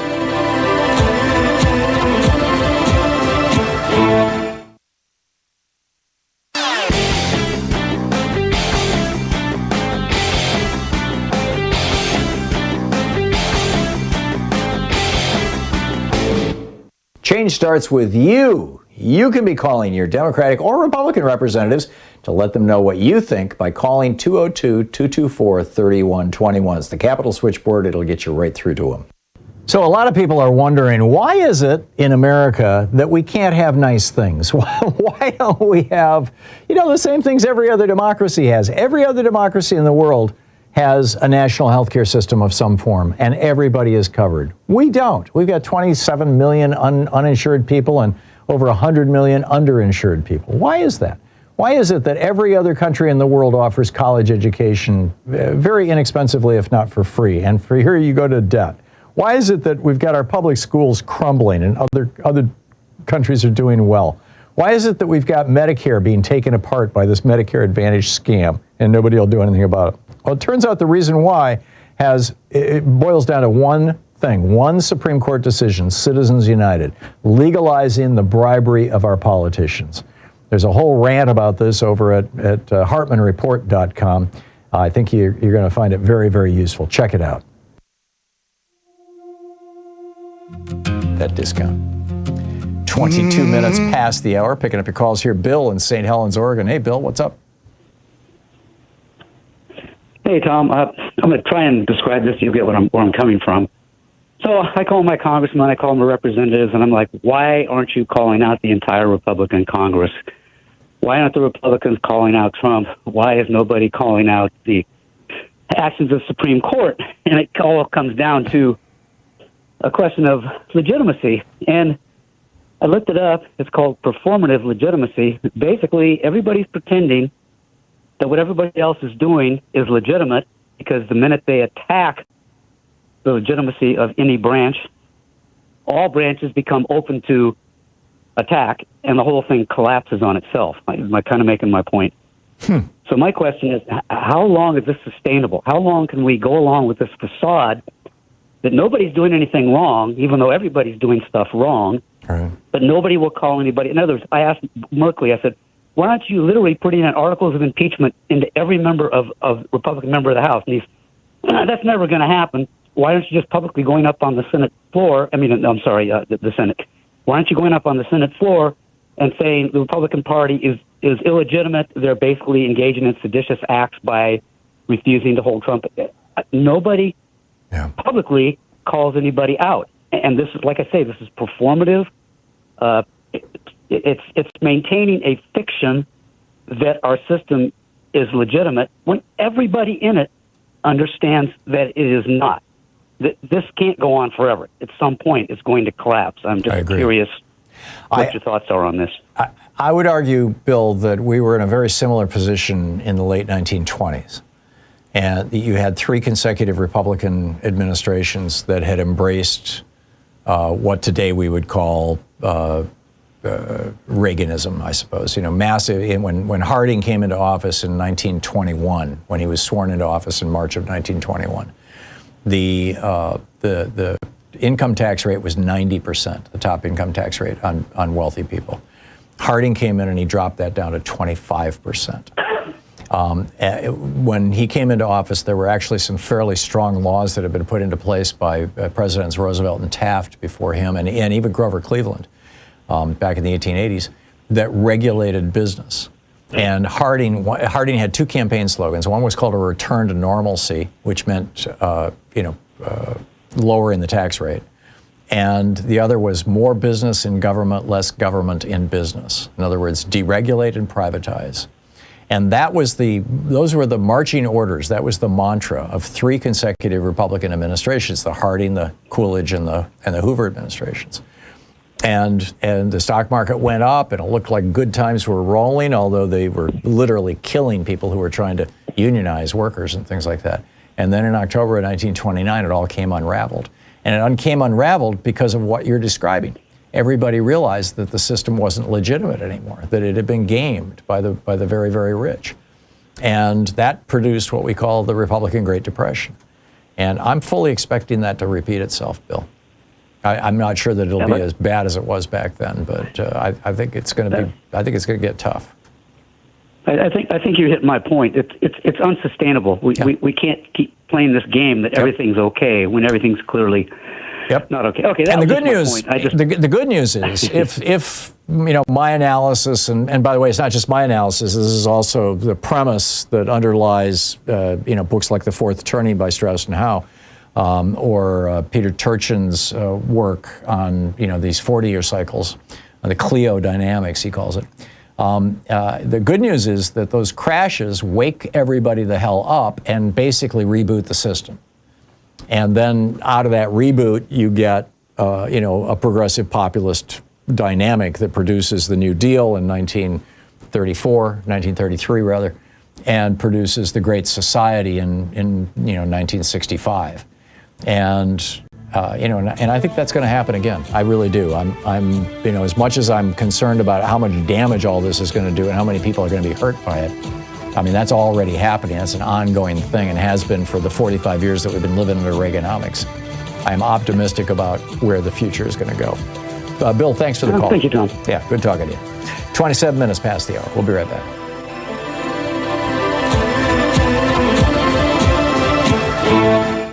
You're listening to the Thom Hartmann Program. Call 202-808-9925. And Sean just looked it up, that DMFI or whatever it is, PAC that we had a caller about earlier is the spending arm of AIPAC. Surprise, surprise. We'll be right back.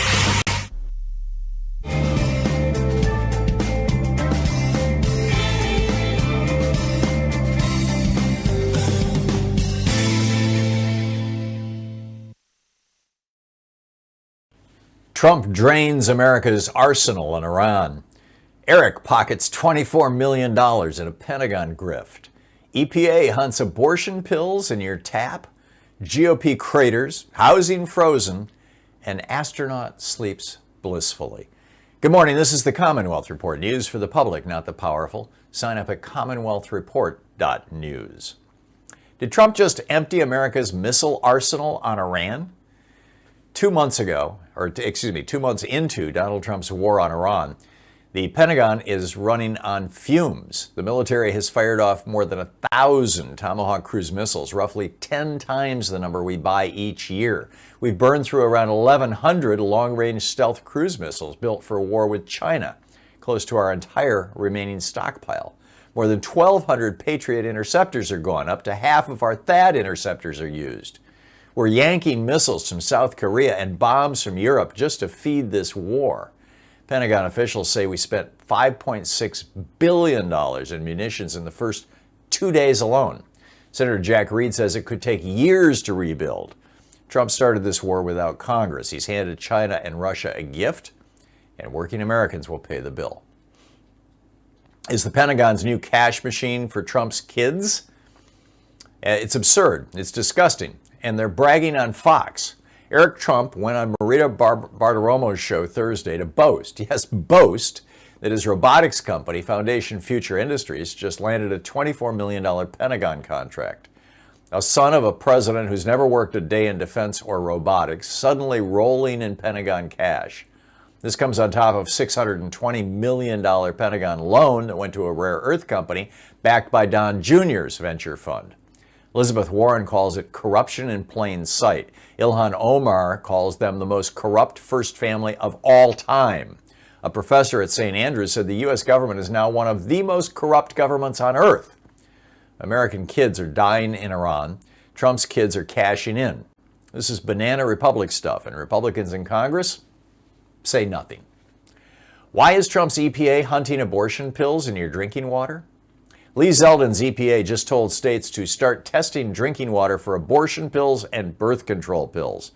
374 drugs are on the new list. It includes mifepristol, methotrexate, and daily contraceptive pills, and the NuvaRing. Here's the thing. There's no scientific evidence these medications are polluting our water. None. So why is Trump's team doing this? because they've lost in the courts. They've lost at the FDA. They've lost in Congress. And now they're weaponizing environmental law to go after reproductive freedom through the back door. Senator Ron Wyden of Oregon called it uterus surveillance. And he's right. If they can flag abortion pills as water contaminants, they lay the groundwork to ban them. 2/3 of abortions in this country use these pills. Birth control protects millions of women, and Trump's people want to treat them both like toxic waste. Republicans tank in their own Fox News poll. The numbers are in, and they're ugly for the GOP. A brand new Fox so-called news poll found Democrats now lead Republicans on handling the economy for the first time since 2010. Trump's approval sits at 42%. 70% of voters say the economy feels worse for their family. A separate Cook political report of 36 battleground districts that Trump himself carried in 2024 shows Democrats now leading by 6 points. One elections expert called it, quote, really astonishing, noting Democrats are winning independents by 25 points. Trump's disapproval among independents hit 70%. Translation? Working people are waking up. The war is unpopular, prices are climbing, the corruption is obvious, and voters are getting ready to deliver a verdict. November 2026 is coming fast, and the MAGA coalition is cracking. Why are Americans walking away from the spring housing market? This is supposed to be the hot season for real estate, but it isn't. Existing home sales just hit a 9-month low. Mortgage rates, which had dipped near 6% in February, spiked above 6.6% in March after Trump's Iran war spooked the bond markets. Pending sales are down, contract cancellations are up, buyers are sitting on the sideline, and sellers are refusing to give up the low rates they locked in during the pandemic. The University of Michigan Consumer Sentiment Index just hit a record low. Gas prices are up $1 a gallon. The median home price sits at a record $408,000. For young families, the dream of buying a first home keeps slipping farther out of reach. This is what happens when reckless war and cratering confidence collide with working people's biggest purchase. The best sleep of her life? And finally, some good sleep news comes from astronaut Christina Koch, just back from her Artemis II trip around the moon. She says it was the best sleep of her life, and it happened in space. In zero gravity, she said, your body floats into the exact position it wants. No rolling over, no stiffness, no flipping the pillow to the cool side, just peaceful, weightless rest. For everyone out there staring at the ceiling at 3 in the morning, wouldn't that be something? A night where your body just lets go? May we, and I'm thinking me, all find that kind of rest, even here on Earth? And that's the way it is today, Friday, April 24th, 2026. I'm Thom Hartmann.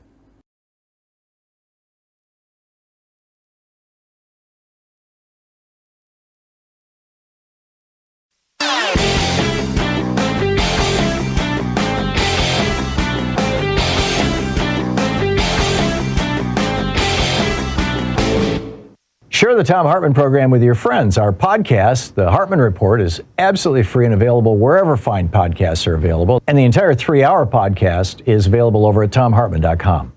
Human beings have a couple of unique characteristics. The first is that we can be very tender and loving and concerned and caring toward people we perceive as being our group, us. We can also be extraordinarily violent against people that we consider to be them, if we think of them or this other as a threat. Probably the classic example of this is Adolf Hitler convincing Germans that, Jews were a threat to them and good Germans going along with the Holocaust. Well, this othering is built into our DNA. This is, ancient stuff. And the Republican Party, since the time of Nixon, when he started, picking up the white racist vote after Democrats laid it down in the 60s, the Republicans have been using this to try to other minorities in America as a political strategy. And this is really deadly stuff. There's a whole op-ed about it over at HartmannReport.com. Is othering human nature's deadliest instinct? Check it out. Welcome back. 35 minutes past the hour. It's Anything Goes Weekend. What's on your mind today? Mike in Madison, Wisconsin. Hey, Mike, what's up? Well, Tom, I want to thank you. I think your YouTube videos are fantastic on YouTube. You are educating people and viewers. Thank you. So I want to thank you for that. The second thing I want to ask you is, have you ever thought of having Adam Mockler on your show? I don't know Adam who that Mockler, he's a 22-year-old YouTuber. He now has over 2 million subscribers or viewers on YouTube. Whoa. He has been on Abby Phillips several times debating. Mm-hmm. He is a progressive Democrat. He is a prominent member of the Midas Touch Network. He's on YouTube, and he's a 22-year-old boy, but he's very, very progressive Democrat. I think it would be very interesting if you had him on your show. Yeah, I doubt that he would come on if he's part of that network. They tend to be rather insular, but, thanks for the tip, Mike. We'll check it out. Yeah. Okay, good. On YouTube. Appreciate the call. Thank you. Dave in Hoffman Estates, Illinois. Hey, Dave, what's up? Hey, Tom. Well, on hold is listening, like the one caller talking about MAGA.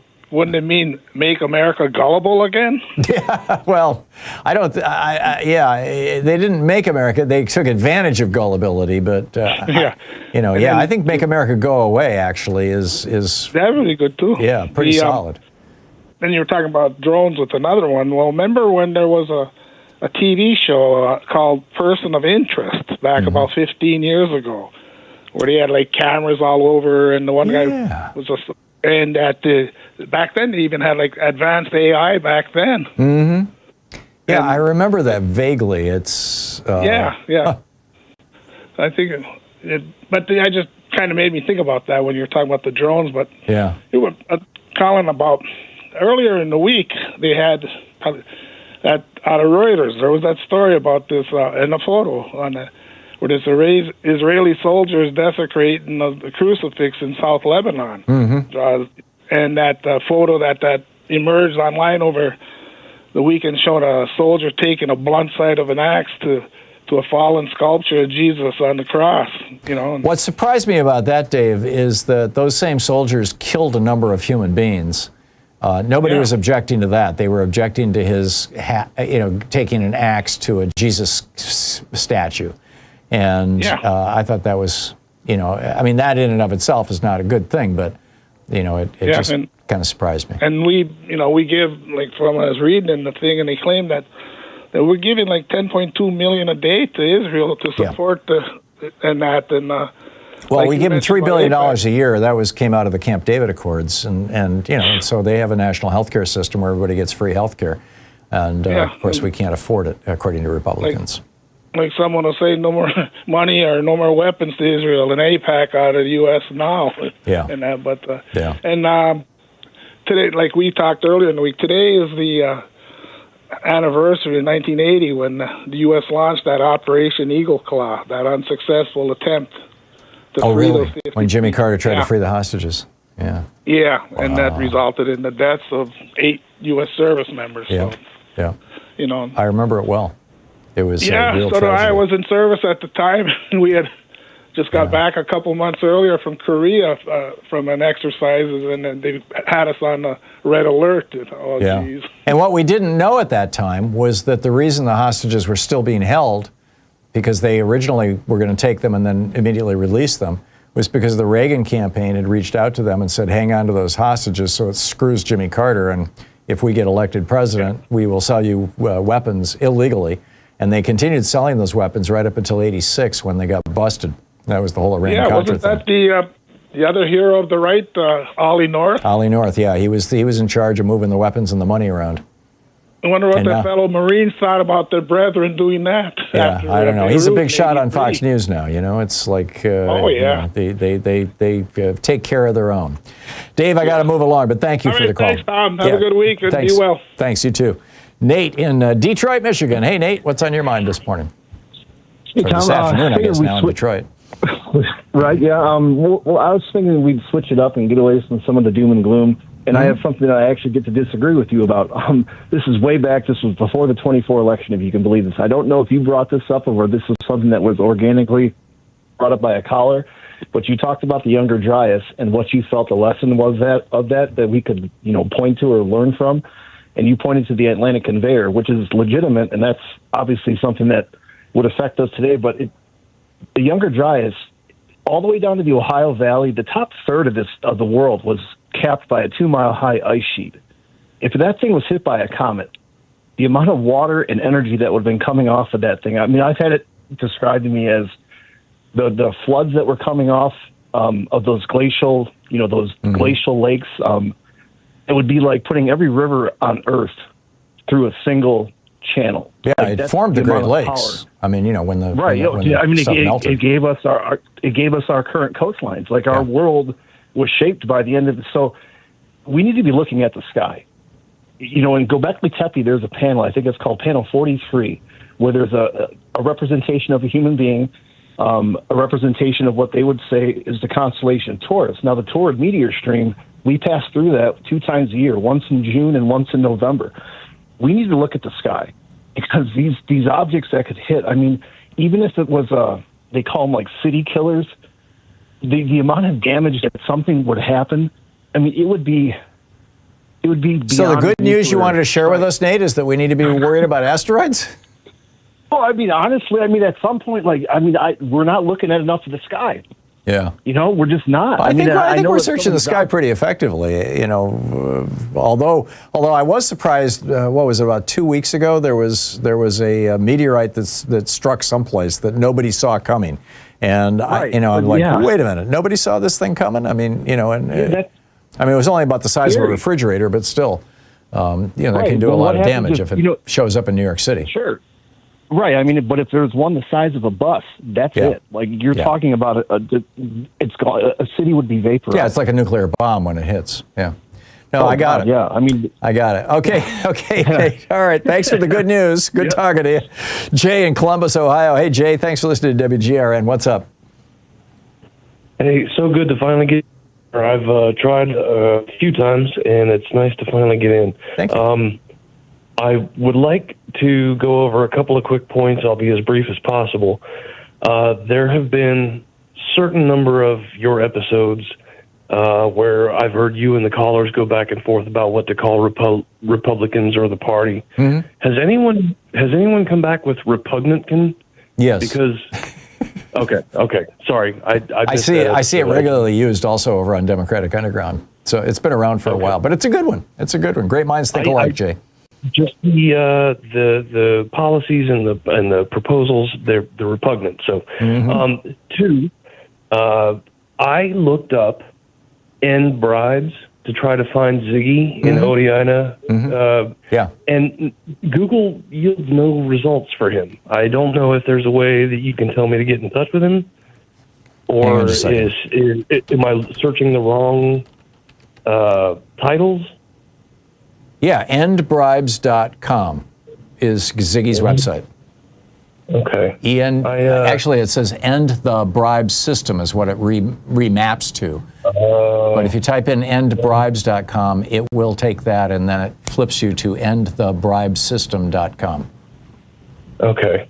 All right. And so I know you guys are very busy in the morning getting ready to go live. I'm sure between the staff, you might not have seen all the incoming emails. I sent one this morning to one of your links about if you can imagine, an anthropomorphized deer with Trump's face and the comb over and the antlers, and he's guzzling. It's entitled "Dear Leader" because he's guzzling a diet joke. Oh, jeez.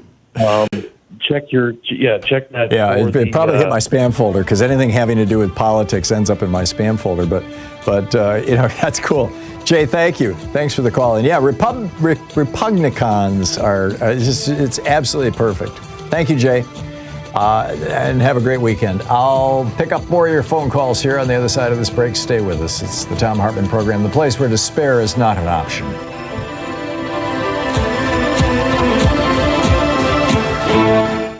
You're listening to Thom Hartmann. Visit ThomHartmann.com for audio and video archives. Speaking the truth, the multinational corporations and J.D. Vance would really rather you didn't know all about. I'll be right back with you.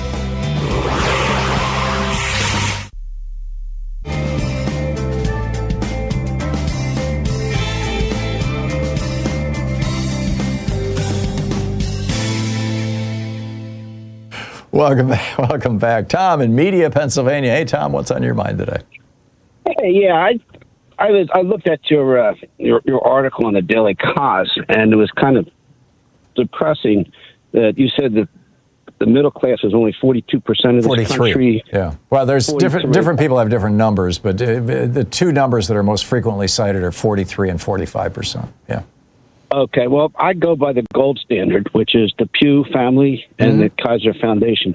And the Pew actually says that the middle class is the majority, which that's the good news. We're 51% of the population. That's good news for middle class people. And the upper class went up by 8%. So I would say any middle class lost some of that went up, or that's upward mobility. So the reason I say that is, looks like the Democrats are going to win the midterm. The outside party usually always does. The prize is the presidential. And you're talking about what the Democrats can do for the middle class. And when you're talking about, there is no huge support for government-run health care or single payer. The actual gold standard says that it could be 40 to 60% when the way it's worded. However, when you say if you lose, the percentages for if you lose your health care or they take away your health care, that goes to 40 to 50. And if you have longer rate delays, 25 to 30%. If you have to pay higher taxes, it's only 30%. And this is by Pew. So I think that what I'm trying to say is statistically, with the gold standards, the middle class is a class to be reckoned with. It's not hurting badly because our incomes are up 60% in actual 2023 dollars since 1970, and we have upward mobility. But things do need to be done by the Democrats, but it doesn't have to be this wide change. And one thing I want to say, Tom, and I'll talk about what a platform can be next time, and I hope that you've looked at the Medicare for All 2025, which is a no-starter for us. But what I'm saying is the Democrats have to do something for the middle class, and we're smart enough to know, they can't be putting $5 in our left pocket and taking $7 out of our right.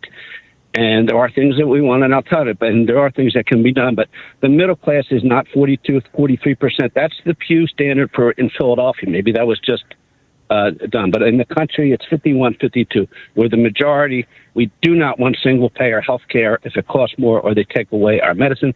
And we do want directed platform on the middle class this time. If the Democrats do that in 2028, they win.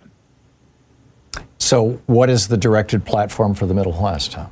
If you don't want to have a national health care system that saves us all, about $7,000 per family a year, if you don't want to do that, what is your program for the middle class? All right. My program is to continue pretty much what we're doing. The amount of people that don't have health care, according to the Kaiser Foundation, because they can't afford it, is actually closer to 3.5% of our population. I'll explain that to you when we have a discussion. Yeah, I'll explain that to you when they're. What we want to do is lower prescription costs. That would be good, and maybe nibble around the edges. But most Americans, 74 to 76% of Americans that have health care in the middle class say that their health care is either good or very good. So your platform for the middle class is to lower prescription drug prices. Got it. Okay. Tom, thanks a lot for the call. 49 minutes past. I think you could get it that Tom and I don't always agree. 49, which is why he voted for Trump. 49 minutes past the hour. We'll be back with more of your calls in just a minute. Stay with us.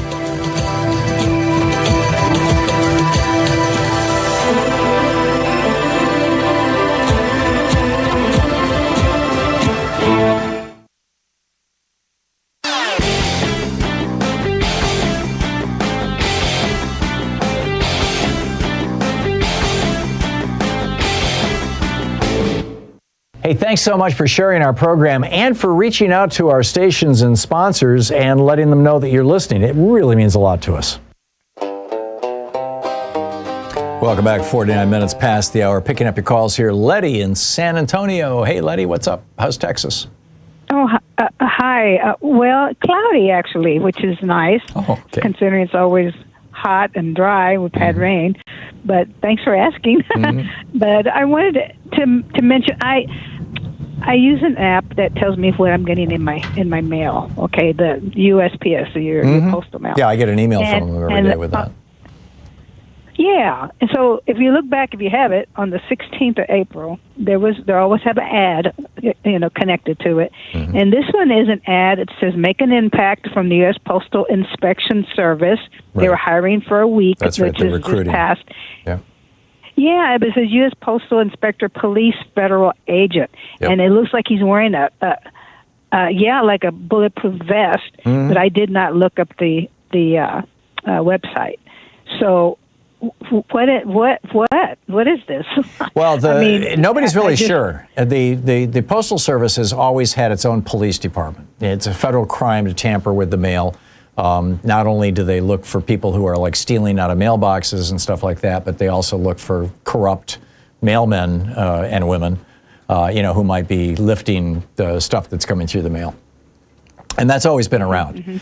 But now there's this push to hire hundreds or maybe thousands of postal inspectors. And the best conspiracy theory that I've heard around this, or the best theory around this, is that Donald Trump wants to prevent mailed ballots from being counted.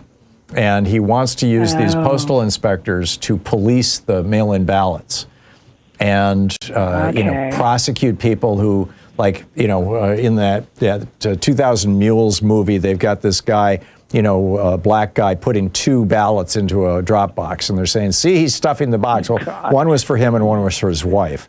And that's now well documented. The guy was a professional. He had a good middle-class job. But But Trump, there are some states that have criminalized those kinds of things, and they want to use these, or this is the theory. Nobody knows for sure. The theory is that they want to use these postal inspectors to try to mess with our mail-in ballots. We'll see. Oh, my God. Well, that makes sense because I was looking for names, trying to find undocumented persons or something. But no, I think it is what I just described. Although it's not inconceivable that they want to be scanning the mail, looking for symptoms, the kind of mail that an undocumented person might get. I'm not sure exactly what that would be, but if they know that somebody's undocumented and they get a Social Security check or something that they can go bust them. I mean, God only knows, Letty, but it doesn't. The consensus, at least on our side, seems to be that they're not up to any. They're up to no good, I guess is how you'd say it. Right. Yeah. Well, I tell you what, I hadn't thought of the ballots, and that makes all the sense in the world. So thank you very much, and thank you to you and your staff for everything. Thank you, appreciate Letty. it. And please, people, please give whatever you can. Every penny helps. Yeah. Thank you. you. There you go. Thank you, Letty. Appreciate it. Tom in Columbus, Ohio. Hey, Tom, what's on your mind today? Hey, Tom, I want to talk about a story that's flown right under the radar. When Orban was removed in Hungary, the new PM came in and dropped a bombshell. Orban was sending Hungarian tax dollars to CPAC. Yeah. He was also funneling Russian money to CPAC. Yep.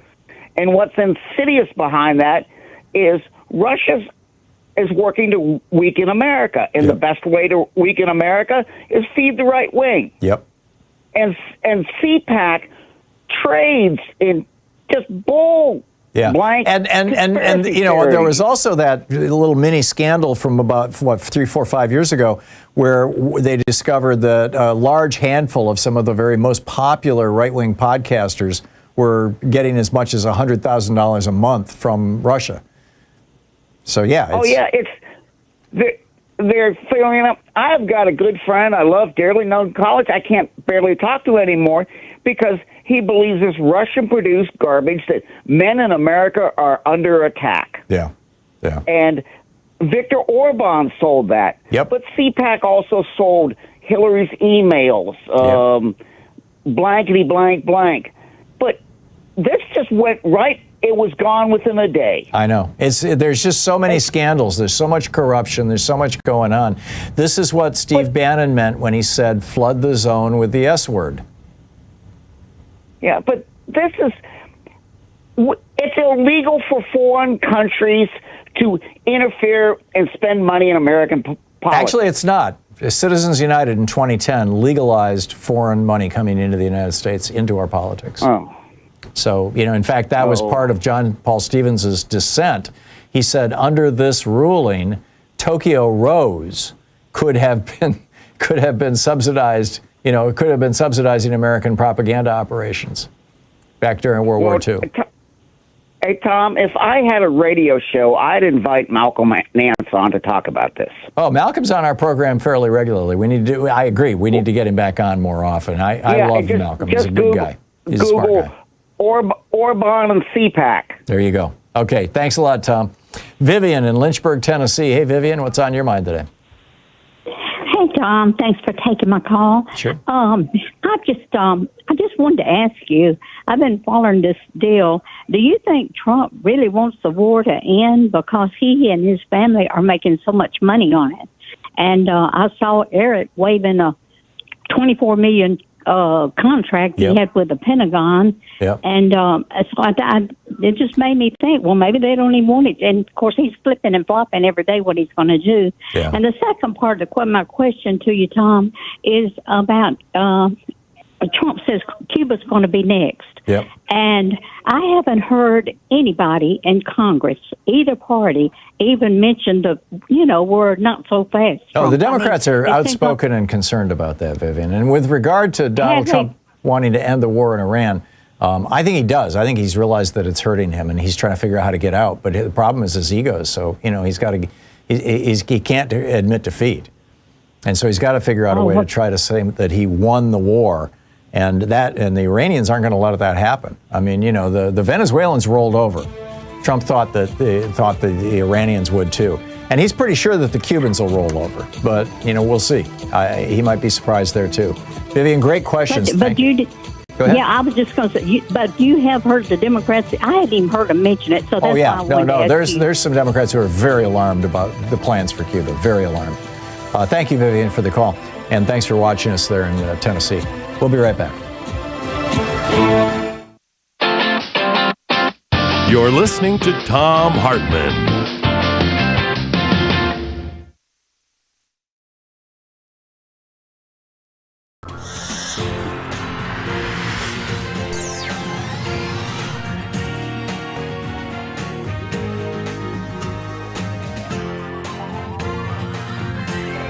We say fight back!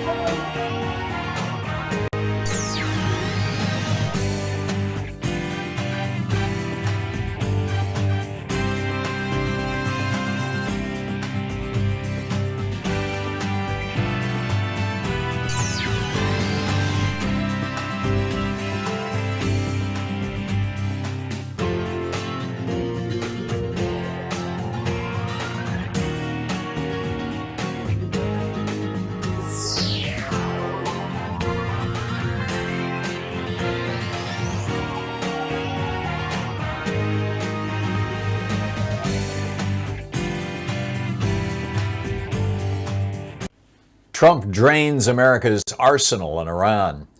Eric pockets $24 million in a Pentagon grift. EPA hunts abortion pills in your tap. GOP craters, housing frozen, and astronaut sleeps blissfully. Good morning. This is the Commonwealth Report. News for the public, not the powerful. Sign up at commonwealthreport.news. Did Trump just empty America's missile arsenal on Iran? 2 months into Donald Trump's war on Iran, the Pentagon is running on fumes. The military has fired off more than 1,000 Tomahawk cruise missiles, roughly 10 times the number we buy each year. We've burned through around 1,100 long-range stealth cruise missiles built for war with China, close to our entire remaining stockpile. More than 1,200 Patriot interceptors are gone. Up to half of our THAAD interceptors are used. We're yanking missiles from South Korea and bombs from Europe just to feed this war. Pentagon officials say we spent $5.6 billion in munitions in the first 2 days alone. Senator Jack Reed says it could take years to rebuild. Trump started this war without Congress. He's handed China and Russia a gift, and working Americans will pay the bill. Is the Pentagon's new cash machine for Trump's kids? It's absurd. It's disgusting. And they're bragging on Fox.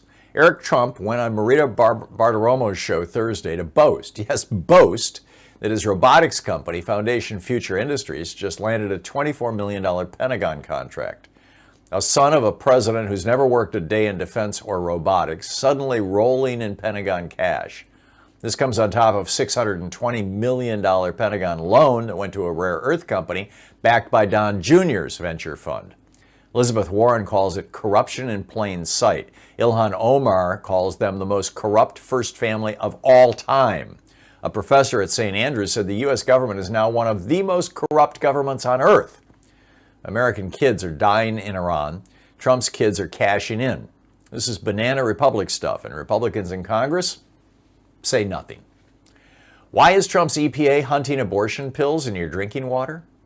Lee Zeldin's EPA just told states to start testing drinking water for abortion pills and birth control pills. 374 drugs are on the new list. It includes mifepristone, methotrexate, and daily contraceptive pills, and the NuvaRing. Here's the thing. There's no scientific evidence these medications are polluting our water. None.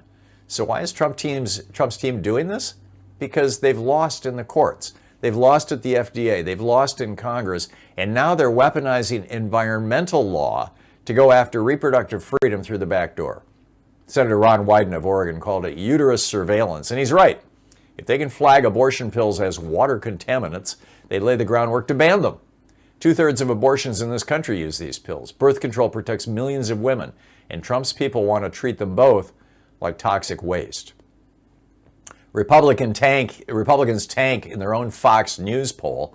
The numbers are in, and they're ugly for the GOP. A brand new Fox so-called news poll found Democrats now lead Republicans on handling the economy for the first time since 2010.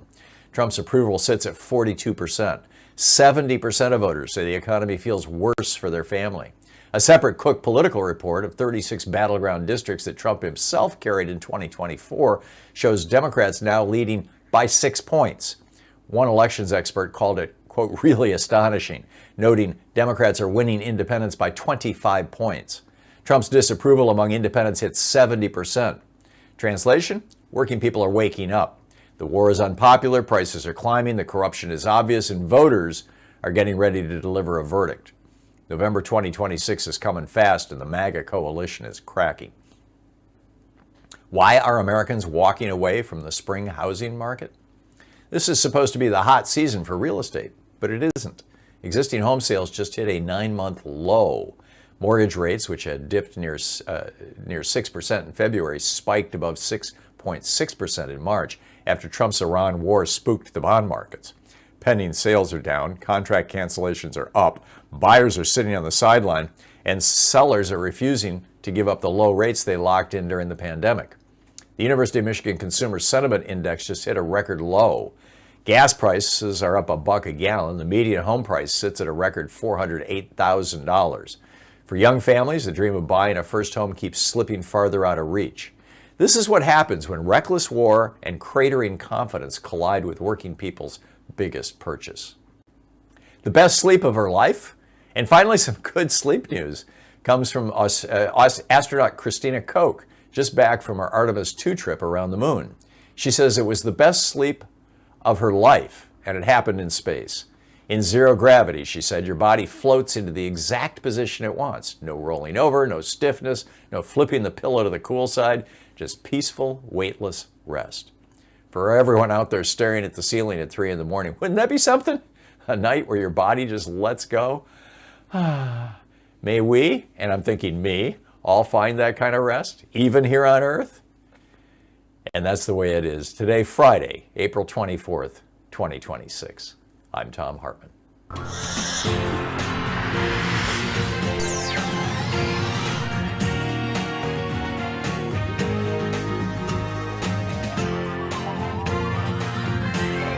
We say fight back!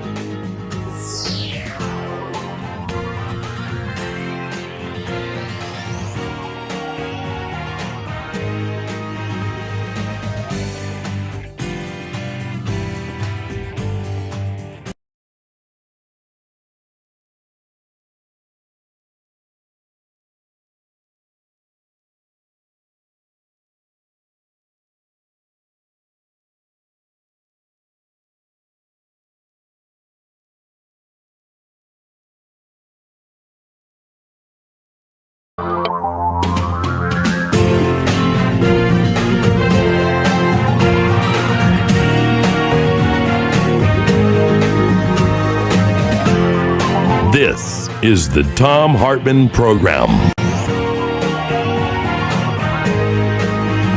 Hey, welcome to the third hour of our program. Republicans tank in their own Fox News poll. The numbers are in, and they are ugly for the GOP. Brand new Fox News poll, Fox So-Called News, found Democrats now lead Republicans on handling the economy for the first time since 2010.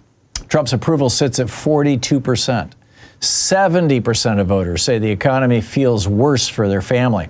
A separate Cook political report of 36 battleground districts that Trump himself carried in 2024 shows Democrats now leading by 6 points in all of them. One elections expert called it really astonishing, noting Democrats are winning independents by 25 points. Trump's disapproval among independents hit 70%. Translation? Working people are waking the hell up. The war is unpopular, prices are climbing, the corruption is obvious, and workers are getting ready to deliver a verdict. November 2026 is coming fast, and the MAGA coalition is cracking hard and fast. And our geeky science for the day, our moment of awe alert about sleep. The best sleep of her life? Finally, some good news, some good sleep news. Astronaut Christina Koch, just back from her Artemis II trip around the moon, says the best sleep of her life happened in space. In zero gravity, she said, your body floats into the exact position it wants. No rolling over, no stiffness, no flipping the pillow to the cool side. Just peaceful, weightless rest. For everyone out there staring at the ceiling at 3 in the morning, wouldn't that be something? A night where your body just lets go? Maybe me, and I'm thinking me, all find that kind of rest. May we, excuse me, and I'm thinking me, all find that kind of rest even here on earth. Amen. So a nice wish for the day. So it's Anything Goes weekend. What's on your mind today? Gregory in Ventura, California. Hey, Gregory, what's up? Hey, Tom. Well, you mentioned, this otherness that are built into the human DNA since antiquity. If this is so, which I don't doubt it, does this mean we will never attain like a one world unity, earthling, all get it together? I kind of believe mind over matter, but I know DNA controls our brains. Yeah. But there will never be united Earth and earthlings together as a whole. I believe in one race, the human race. Cannot and will not ever happen. There's an interesting debate going on among geneticists and people who study evolution and all that kind of stuff about how different the human race would be if we had a little more bonobo DNA and a little less chimp DNA. Chimps engage in warfare. In fact, there's in Uganda right now, there's a chimp civil war that's been going on for 14 years. Where they're just literally killing each other, chimps in the same families. And so we are the highest primate, aren't we? We are. And bonobos don't. Bonobos are really into sex and affection, and they never go to war with each other. So, and we're mostly chimp DNA. We've got a little bit of bonobo DNA in us. They're both part of the old part of the human tree, or the Homo tree. And so, make love, not war is the bonobos, they're an ape kind of motto. I remember, yeah. Yeah, but I think remember that motto well. Yeah. Yeah. I just. What about genetic engineering? How would we get more of these bonobos happening? Well, that's kind of scary. That's kind of scary. Let's tweak the human DNA, but but God only knows. I mean, you got a bunch of billionaires who are trying to live forever, and CRISPR is out there. This device that can modify DNA fairly easily, and in fact, they've got some the 2-year-old who threw a tantrum in the White House in the Oval Office was it yesterday or the day before? Because he was there because they had just used gene therapy to cure him of a congenital deafness, and it's like it's possible. It's possible. I wouldn't. Maybe he didn't. Maybe he wanted a gold ring and he couldn't get a gold ring. I don't know. Gregory, thanks for the call. Anyway, Great thank question. you thank you for about that. Well, thank you so much. Yeah, good talking to you. Nicholas in San Cristobal, Mexico. Hey, Nicholas, what's on your mind today? Hi, Tom. Hey. Listen, before I get started, sign me up, please, for some more Bonobo jeans. I mean, my sex life is a disaster. There you go. Just a disaster. Anyway, this has been bothering me a long, long time, many years, and I'm hoping I can get this all packed into a minute or so. We have a serious problem in the country, and the problem is, one of the problems is our inability or unwillingness to admit to what's actually gone on in the country for so long, and that's a lack of education.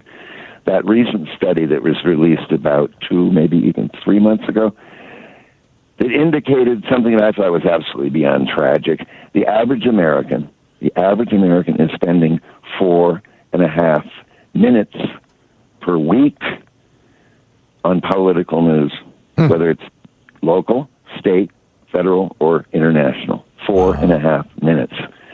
We have to begin to understand the average person doesn't know what's going on. It doesn't mean they're ignorant. It doesn't mean they're stupid. It means they have no time for politics. And when they do, it so upsets them, they immediately turn to the sports channel. Well, I would throw one more thing in there, Nicholas, if I could. And that is that our news media has been corrupted to the point that... Yes. That's a whole other long conversation. But if I might just continue, the Republicans figured this whole problem out a long time ago, and they admitted to the problem. They understand the average person doesn't know what's going on. So they stopped trying to educate them, to inform them, which is why they lie so often. They'd rather lie than tell them the truth. The truth's too complicated. They can't understand it. They don't have the time to devote to it. So what did they do? They turned immediately to getting them to vote on the basis of their emotions. Started with the Southern strategy, right, with Nixon, back in 1972. Get them to vote on their dislike and fear of black people. They got all their votes. All those Southern Democrats, yellow dog Democrats, swung their way, and they've stayed there. And they still do, They understand what's going on, and they understand how to deal with it. We Democrats have got to do the same thing. They're playing a very simple game. Their game is called get the money. Our game is called help the people and educate the people. We can't educate people who don't have time to be educated. That's just a non-starter, and we have to admit to this, or we're going to continue to lose far too many elections. Some will win, too many will lose. It's unfair to us as a people. We have got to start admitting to the truth and play their game, appeal to emotion almost solely. Stop this whole game of trying to. So, what emotion are you suggesting we should appeal to if we're not going to go down the racism rabbit hole that the Republicans have? Well, that's very complicated. I don't know. I'm not enough of a psychologist, although I lived with one. God knows. What's your gut? Enough. My gut feeling is that we're going to have to appeal to things like, give me not a minute here. That's obviously, give me a few seconds. We need to appeal to things like their fear of not being able to afford their own lives. We have got to get them afraid of that. Well, I think they are. I mean, more than half of Americans will tell you that they can't afford a $1,000 expense. Right. Now, again, we have to understand how tragic that is and how horrifying that is for people. It leaves them afraid all the time, afraid for their very lives and well-being. This is not a healthy society. And we have to admit to this. And so you, I, everyone else, we have to figure out exactly what you just asked me. What emotions can we appeal to that will best work to our benefit? To frighten them away from the Republicans. Or entice them. Those are kind of the two options, right? Carrot or stick. I'm in favor of using both, frankly. And probably more. Probably more. Yeah, there you go. Well, good thoughts for the weekend here, Nicholas. Thank you. And I hope you have a fine weekend. Appreciate the call. It's 15 and a half minutes past the hour. I'll be back with more of your calls in just a minute. Stay with us.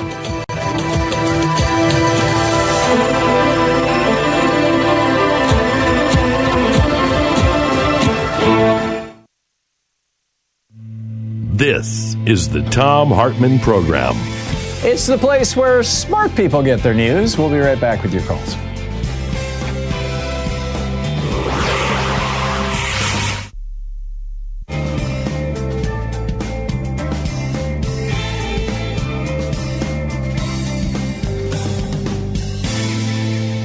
And welcome back. John in Vashon Island, Washington. Hey, John, what's on your mind today? Good afternoon. I guess it's morning. Good morning, yeah. Yeah, it's morning for both of us, actually. It's 11:16. What's up? That's right. I'm old, but I'm slow. I wanted to put in a vote for the Southern Poverty Law Center in their pursuit of pursuing the Nazis, going against the hate machines out there that are busy, and now they're getting prosecuted for, I would say, for actually doing the FBI's job for them. Well, and they used to collaborate with the FBI on that, by the way.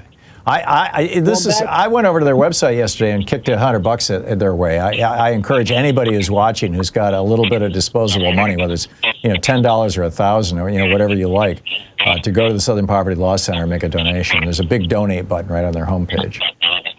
Here, Tom. Thanks. I'm an old hippie, and remember the fighting the war in an effort in Vietnam, fighting against it, and I remember a couple of organizations that I belonged to back in those days, where the FBI had people pretending to be us and infiltrating, and I think they did maybe the same thing to the Black Panthers. They certainly did it with SDS. When I was in SDS, we were infiltrated. That's right. At MSU. Exactly.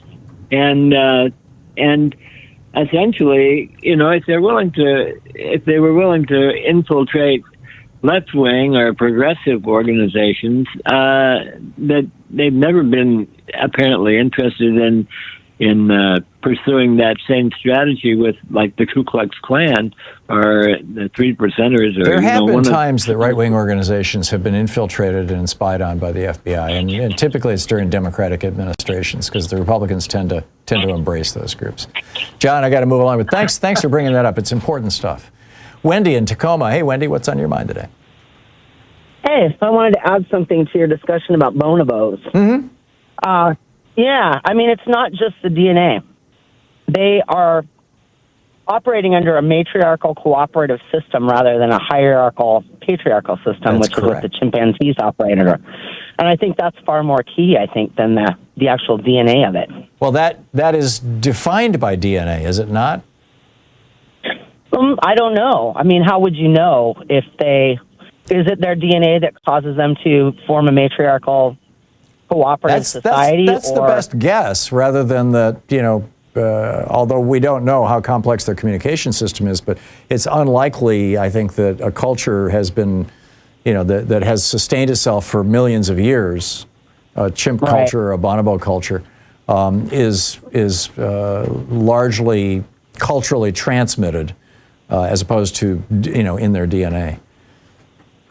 Yeah.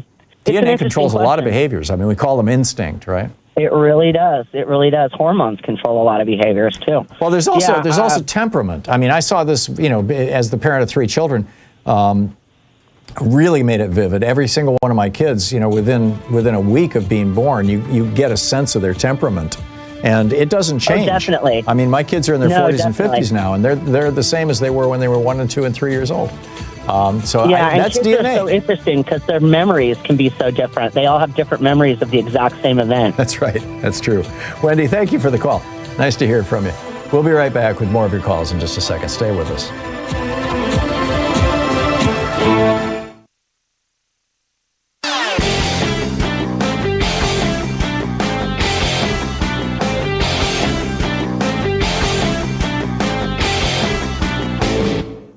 Missed my opening rant today? It's usually published over at HartmannReport.com, where you can read it and share it with your friends for free. Check it out, HartmannReport.com.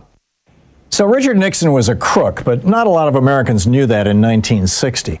But he lost to John Kennedy, not because he was a crook, but because he didn't know how to use television. He refused to wear makeup during the debates.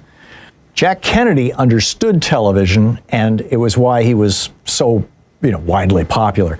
Calvin Coolidge was the first president to use radio in 1923, but Franklin Roosevelt did his fireside chats starting in 1933, just after he was inaugurated, and they were often listened to by 1/3 of Americans. That's why he got reelected 3 times. He was elected 4 times to president.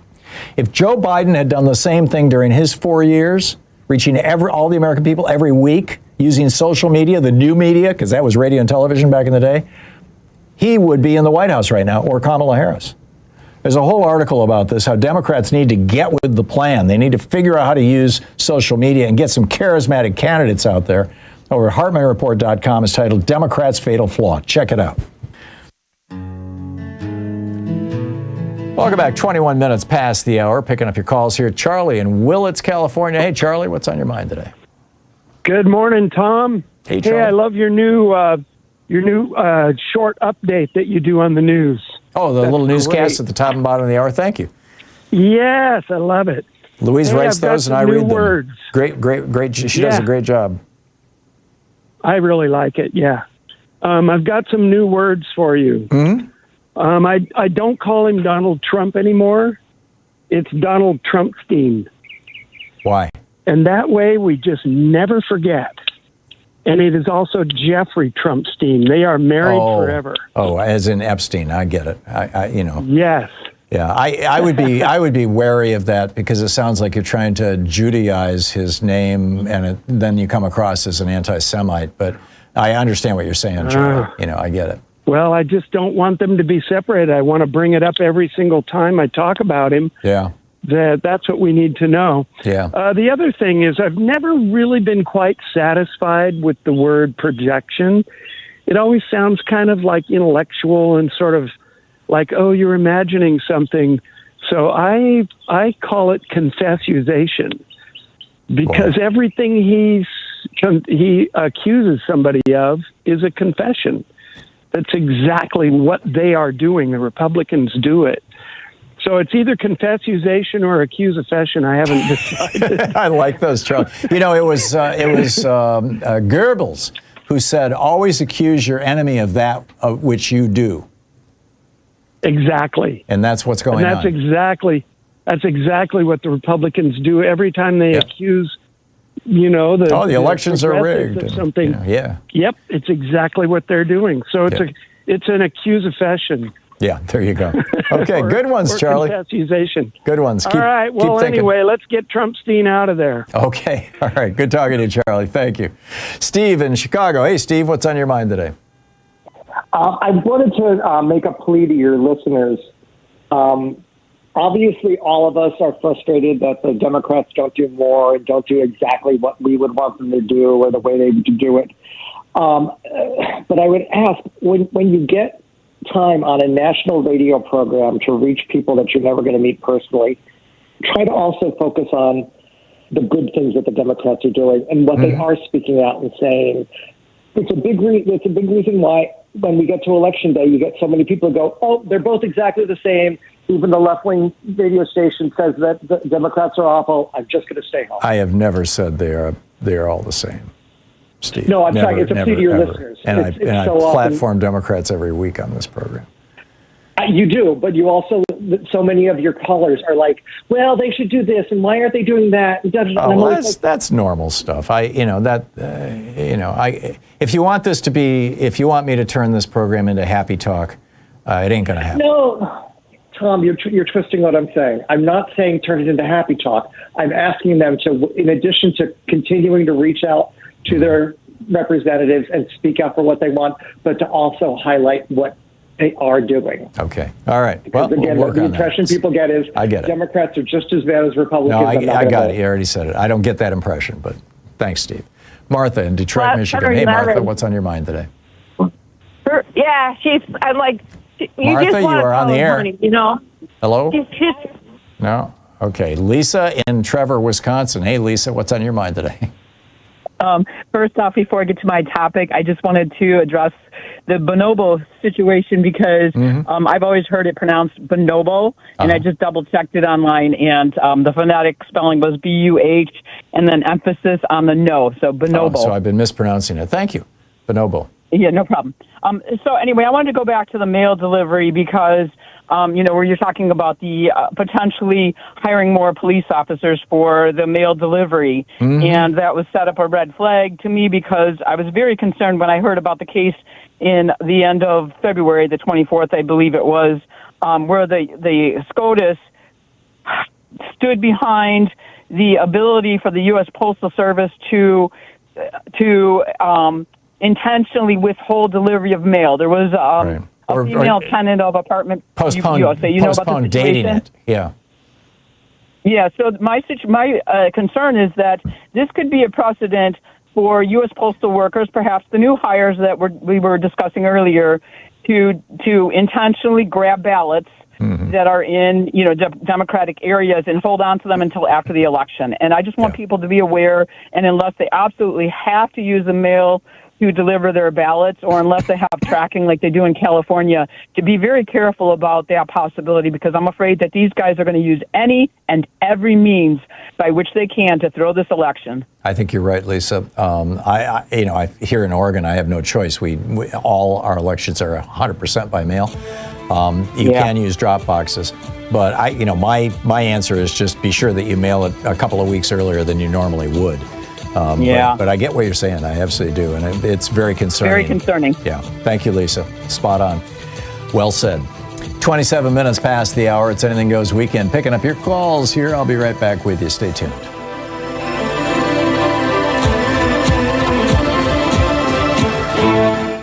You're listening to the Thom Hartmann Program. Call 202-808-9925. Speaking the truth, J.D. Vance in the furniture industry would really rather you didn't know all about. I'll be right back with you.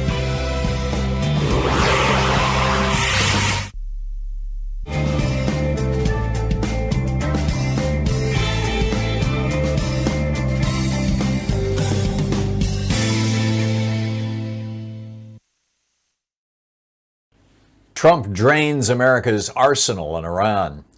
Eric pockets $24 million in a Pentagon grift. EPA hunts abortion pills in your tap. GOP craters, housing frozen, and astronaut sleeps blissfully. Good morning. This is the Commonwealth Report. News for the public, not the powerful. Sign up at commonwealthreport.news. Did Trump just empty America's missile arsenal on Iran? 2 months into Donald Trump's war on Iran, the Pentagon is running on fumes. The military has fired off more than 1,000 Tomahawk cruise missiles, roughly 10 times the number we buy each year. We've burned through around 1,100 long-range stealth cruise missiles built for war with China, close to our entire remaining stockpile. More than 1,200 Patriot interceptors are gone. Up to half of our THAAD interceptors are used. We're yanking missiles from South Korea and bombs from Europe just to feed this war. Pentagon officials say we spent $5.6 billion in munitions in the first 2 days alone. Senator Jack Reed says it could take years to rebuild.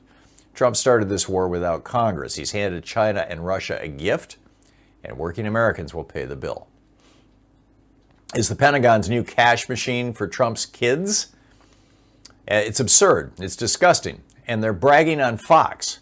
Eric Trump went on Marita Bartiromo's show Thursday to boast that his robotics company, Foundation Future Industries, just landed a $24 million Pentagon contract. A son of a president who's never worked a day in defense or robotics, suddenly rolling in Pentagon cash. This comes on top of $620 million Pentagon loan that went to a rare earth company backed by Don Jr.'s venture fund. Elizabeth Warren calls it corruption in plain sight. Ilhan Omar calls them the most corrupt first family of all time. A professor at St. Andrews said the U.S. government is now one of the most corrupt governments on earth. American kids are dying in Iran. Trump's kids are cashing in. This is banana republic stuff, and Republicans in Congress say nothing. Why is Trump's EPA hunting abortion pills in your drinking water? Lee Zeldin's EPA just told states to start testing drinking water for abortion pills and birth control pills. 374 drugs are on the new list. It includes mifepristone, methotrexate, and daily contraceptive pills, and the NuvaRing. Here's the thing. There's no scientific evidence these medications are polluting our water. None. So why is Trump's team doing this? Because they've lost in the courts. They've lost at the FDA, they've lost in Congress, and now they're weaponizing environmental law to go after reproductive freedom through the back door. Senator Ron Wyden of Oregon called it uterus surveillance, and he's right. If they can flag abortion pills as water contaminants, they lay the groundwork to ban them.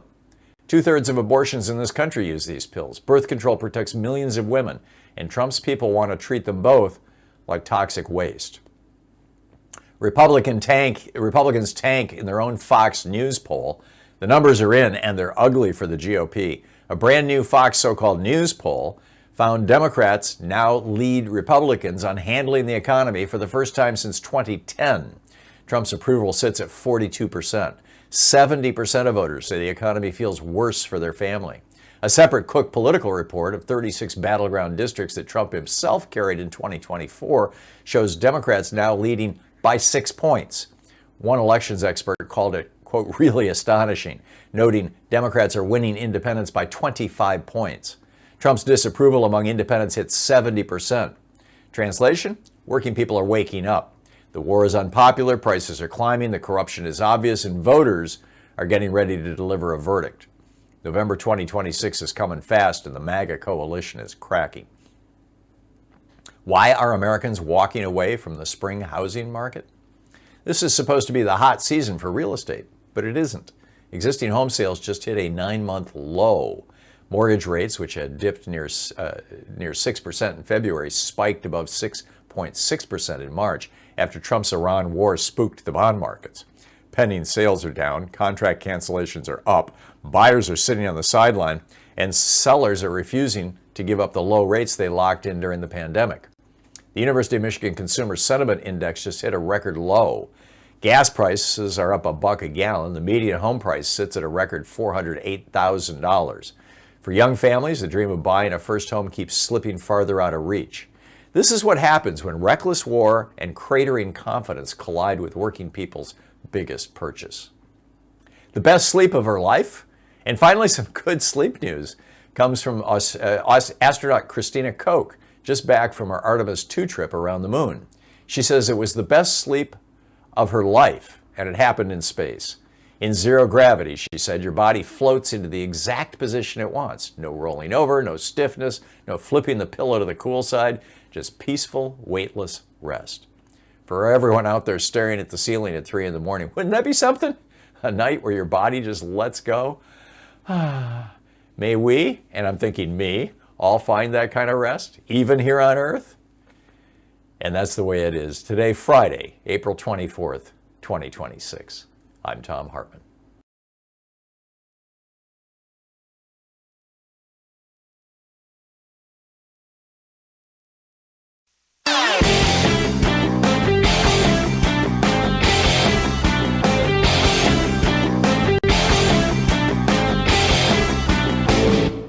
Help support Progressive Radio. If you're listening to us on a commercial station, call their advertisers and let them know you're listening. If you're listening to us on Pacifica, one of our many nonprofit stations, please support them when they do their fundraising drives. Thanks for supporting Progressive Talk Radio and tag you're it. America is suffering from an epidemic of bullying. And one of the things we know is that culture, including bullying, flows from the top down. We've seen studies where when issues of for example, being gay or transgender are being debated in the public, gay and transgender kids in school are more likely to be bullied. When racial issues are being discussed, people of minority races are more likely to be bullied. Well, now we've got a man who has literally built his career on being a bully, Donald Trump, as president, or was president, as candidate. And he is driving this insane bullying campaign and using it as a political weapon across the United States. And it's contagious. It's dangerous.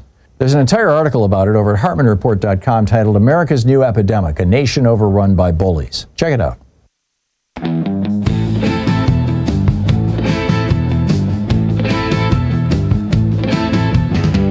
There's a man who gives the game away, hands our allies to the KGB each day.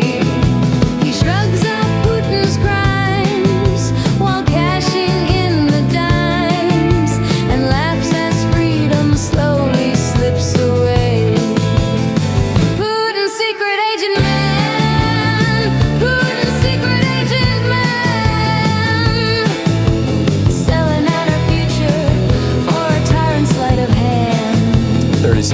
past the hour. Welcome back. Picking up your calls here. David in Minnetonka, Minnesota. Hey, David, what's up? Hello, Tom. I am obsessed with the Trump corruption as much as anybody, but I wanted to bring up kind of a random on the lighter side, Anything Goes Friday. I've always wondered your opinion. What do you think of ARP? I think they started out with good intentions and ended up being a scam. What's your opinion of ARP? I share your opinion, David. You're talking about the American Association of Retired Persons, AARP. I am. And I am. they're, I used to walk by their headquarters in Washington, D.C. on my way to do the show when we lived in D.C. And it's mind-boggling. I mean, it's so opulent, They make their money selling insurance for United Healthcare. Yeah. And yes. That's their big profit center. I don't know what percentage of the total revenue is from selling insurance, but I'd be astonished if it was anything less than 70, 80, maybe 90% even. And, they started out as a well-intentioned group trying to advocate for retired people. And, I started getting their stuff in my 50s. And I think they start really targeting people in their 50s, probably 55 and older. And, I was actually a member for a couple of years back in those days, thinking that there was some advantage to it. You get a discount at the movies or whatever. But then, they started really leaning on me, particularly as I got close to my 60s, like, you got to buy your insurance from us, and we got these Medicare Advantage plans, and we'll, and that's when I realized what was going on, and I just said, take my name off your damn list. Now, Okay, that's exactly where I've been at, and I was curious. There is a competing group, and I'm sorry I don't recall the name of it. You'd probably have to Google it. But there is another group that advocates for retired persons that is in favor of expanding Social Security, taxing, lifting the cap on the Social Security tax so that billionaires pay into Social Security just like the rest of us do, and expanding Social Security benefits and Medicare benefits and things like that. And they also have some goodies like AARP advertises. I just can't remember the name. I'm sorry. I've just never been big on joining these kind of things. But it seems like it's a pretty high quality group. It's much, much smaller because they don't make all this money selling insurance. So you might want to look around for that. Yep, good one. Tom, best to you. Thanks very much. Have a good weekend. Thanks a lot, David. Good talking to you. Holly in Washington, D.C. Hey, speaking of D.C., hey, Holly, what's up? Yeah, it seems like a great time for this inquiry. So there's this company called Chapter that was founded either in 2013 or 2020. It's an LLC. And it's a technology platform touting to help the seniors find the best Medicare plan for them. And on their website, they highlight the pros and cons of Medicare Original, Medicare Advantage, which is a step forward. But the reason it came to my attention is that some of our favorite alternative media hosts have them as a sponsor. Do you know anything about them? The ad agency that sells our advertising approached us and asked if I would read ads for them. And I looked into it. I looked at their website, as you did, and concluded that they were selling Medicare Advantage plans. And I responded by saying, I'm not going to advertise Medicare Advantage, and I won't advertise tobacco or meat either. I'm not going to advertise Medicare Advantage, and if I did, I think it would hurt them rather than help them, because I think that people listening to my program would probably call them up and give them a piece of their mind. So we passed on that opportunity to get some much-needed revenue for this program. I can't speak for my peers in the industry. I'm sorry. Yeah. No, it's because these hosts are so credible. Mm-hmm. But probably generally not all that expert in Medicare and insurance stuff. So I've spent a lot of time. I'm glad you were. Pardon me. Sorry. No, go ahead and finish your thought. No, it's just because these people are credible that they may overlook, and it's the long-term consequences of making a bad decision on any kind of health care plan is huge. It shouldn't be taken lightly for that reason. What really sensitized me to this was 5 years ago when I wrote The Hidden History of American Healthcare and discovered that the Medicare Advantage scam isn't just a scam, which I've been saying for 20 years, but that, or since Bush put it into place in 2005, but that it's actually killing people. People are dying because they're not getting the services they need, or they're not getting the reimbursements that they expect. And the fat cats in the insurance industry are making a fortune. This is why Wendell Potter quit his job at Aetna when he was making huge money as one of the senior vice presidents in charge of PR. He just couldn't sleep at night any longer. And he's come on this program and talked about it. And most of their money was coming from or at least his big concern was the Medicare Advantage plans. So that's the story, Holly. I don't want to trash a company. I mean, they're, as I understand it from the ad agency, they're a high integrity company that's trying to ethically provide people with a lot of choices. I respect that. I just don't want to go near Medicare Advantage. That's all. So Holly, and it also normalizes it. It normalizes it, which also isn't good. Yeah, in my opinion. Holly, thank you for the call. Jeff in Portland. Hey, Jeff, what's on your mind today? Hey, happy Friday, Tom. I did want to start with a couple quick PSAs. Next Friday, you've talked about it. Next Friday is May Day, and people should go to maydaystrong.org to get more info and find one of the 3,000 rallies. You can also buy black armbands online. They sell them for people in funerals. They're, I bought like 4 of them for $5 online. So if you have to go to work next Friday, which I have to do, you can wear a black armband on that day in solidarity. Well, we're glad. We're glad you'll be working, and because we have such low unionization levels in this country, a lot of people will be having to work. But that's correct. The other thing, Tom, your Hartmann report today, it's chilling, and all the more reason for people to call Congress and tell them no spying on Americans without a warrant, and to demand serious privacy reforms to the FISA bill that Mike Johnson's currently trying to ram through with a 3-year extension with no, to give a blank check to spy on any American. So there's a good piece by Jessica Corbett on Common Dreams this week about it. Anyhow, as good as your Hartmann report today is, I want to focus on the one yesterday, talking about the Democrats being more bold and progressive in the vein of FDR, Bernie, and AOC. And LBJ. And LBJ, I forgot LBJ. I'd add to the issues you brought up, since this week was Earth Day.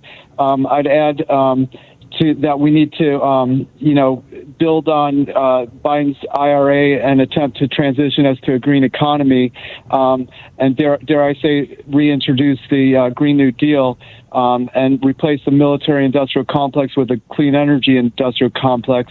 We can bring down the cost of driving and utilities, and we can mitigate the ravages of climate change that are driving up the cost of home insurance, making it unaffordable for a lot of people, and especially in states like Florida and California.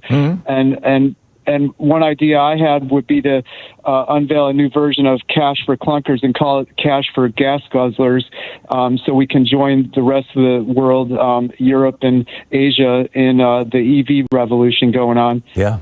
And, the great climate activist, I think he's a friend of yours. I know he's been on the show a lot, Bill McKibben. Yeah. He calls the silence...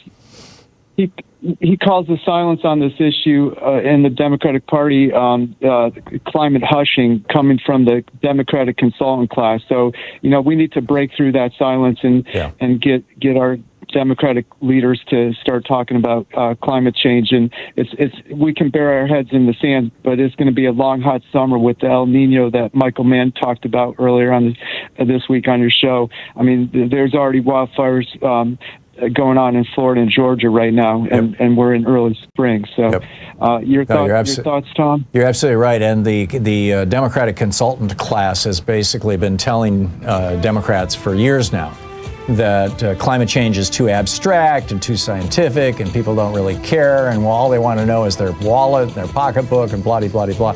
I'm with you, Jeff. I think Democrats need to pick this up as a major issue and really start pounding on it. Jeff, thank you for the call. I appreciate it. It's always nice hearing from you. Thanks. It's 45 minutes past the hour. I'll be back with more of your calls in just a minute. Stay with us. You're listening to Thom Hartmann. Visit thomhartmann.com for audio and video archives. Fair and only slightly unbalanced. I'll be right back with your calls. Stay with us.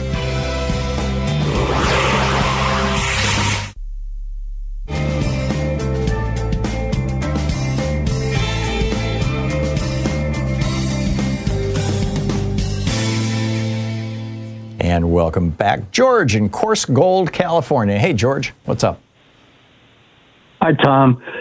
I don't want to sound like this is bash the Democrats. I'm a Democratic voter since '72, but they seem to have dropped the ball on this cannabis thing. Apparently, the Trump administration is rescheduling medical marijuana to Class 3, and the Democrats have never taken hold of this issue. Yeah, Biden should have done that. Talked about it. Yep. But they're afraid. The Democrats are always afraid of the reaction and now Trump is going to get all the glory from it. I know. I agree. There's this thing in the Democratic Party that, well, what if we upset somebody? And it's like, follow your heart, damn it. Do what's right.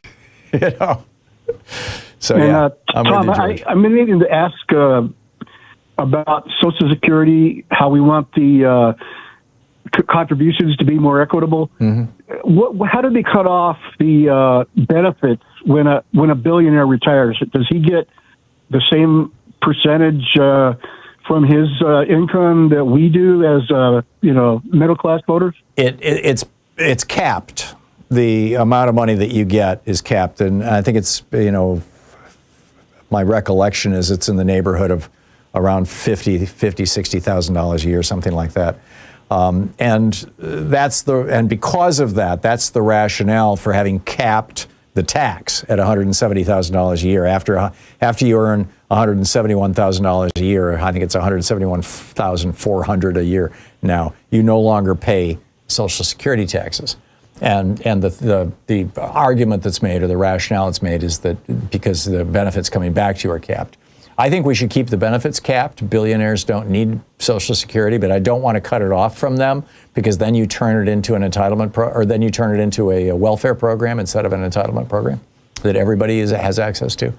But I do think that we should do away with the cap on the tax itself. And if we did that, if we simply said that all income, and particularly if we were to say capital gains income is included, but even not doing that, just saying just ordinary income over $171,000 still has to pay into Social Security. If we just did that, did away with the cap, and say that millionaires and billionaires have to pay the same as average working people, as janitors and doctors, then what would happen is, and Bernie's done the math on this, you could give everybody on Social Security in America a $2,000 a year raise, and the Social Security system, and you could index the Social Security system to inflation using the index that applies to old people, which is heavily weighted towards things like pharmaceuticals, rather than young people, which sometimes actually goes down because electronics get cheaper. And it would keep the system solvent for the next 70 years, which is the time horizon beyond which you can't do calculations. So in other words, it would basically keep the system solvent forever. Just a very, very simple said, Professor. Yeah. Thank you. Thanks a lot, George. Good talking to you. Yeah, this is a big deal, and this is something that this whole. I mean, Republicans have opposed Social Security literally since it was proposed in 1935. It was proposed in 34. It was passed in 35 by the Franklin Delano Roosevelt administration and the Democrats back then. And Republicans have fought it every step of the way. They continue to fight it. They call it socialism or communism, and on and on it goes. It's just, you just have to understand that, and everything else starts to make sense. 10 minutes before the hour, I'll be back with you in 60 seconds. Stay with us.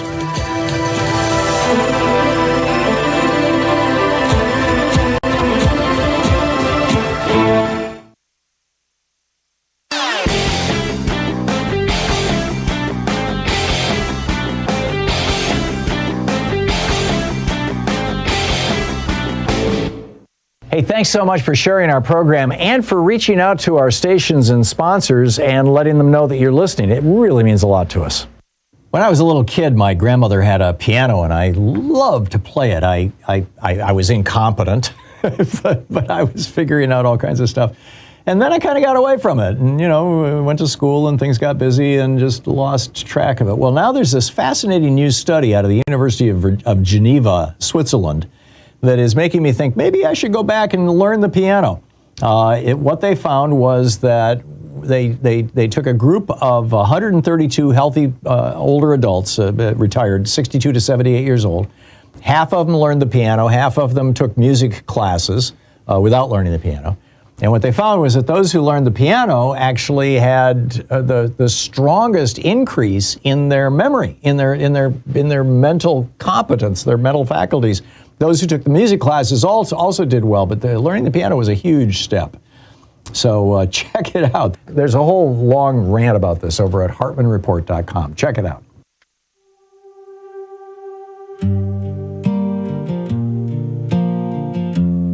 Welcome back. 51 minutes past the hour. Picking up your calls here. David in Tulsa, Oklahoma. Hey, David, what's on your mind today?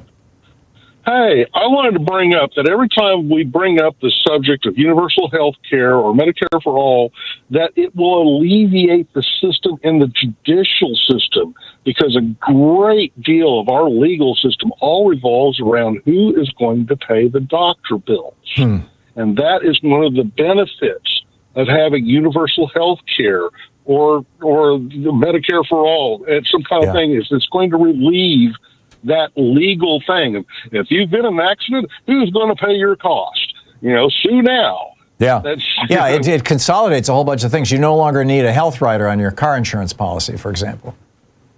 Right. And it goes on. Or your homeowner's insurance. Somebody falls down in front of your business and breaks your leg. Yep. You don't have to worry about paying that person. That's right, and you don't have to pay an annual insurance fee to have that kind of medical liability as well. No, you're absolutely right. Yeah, this is something the Canadians are always happy to tell you about.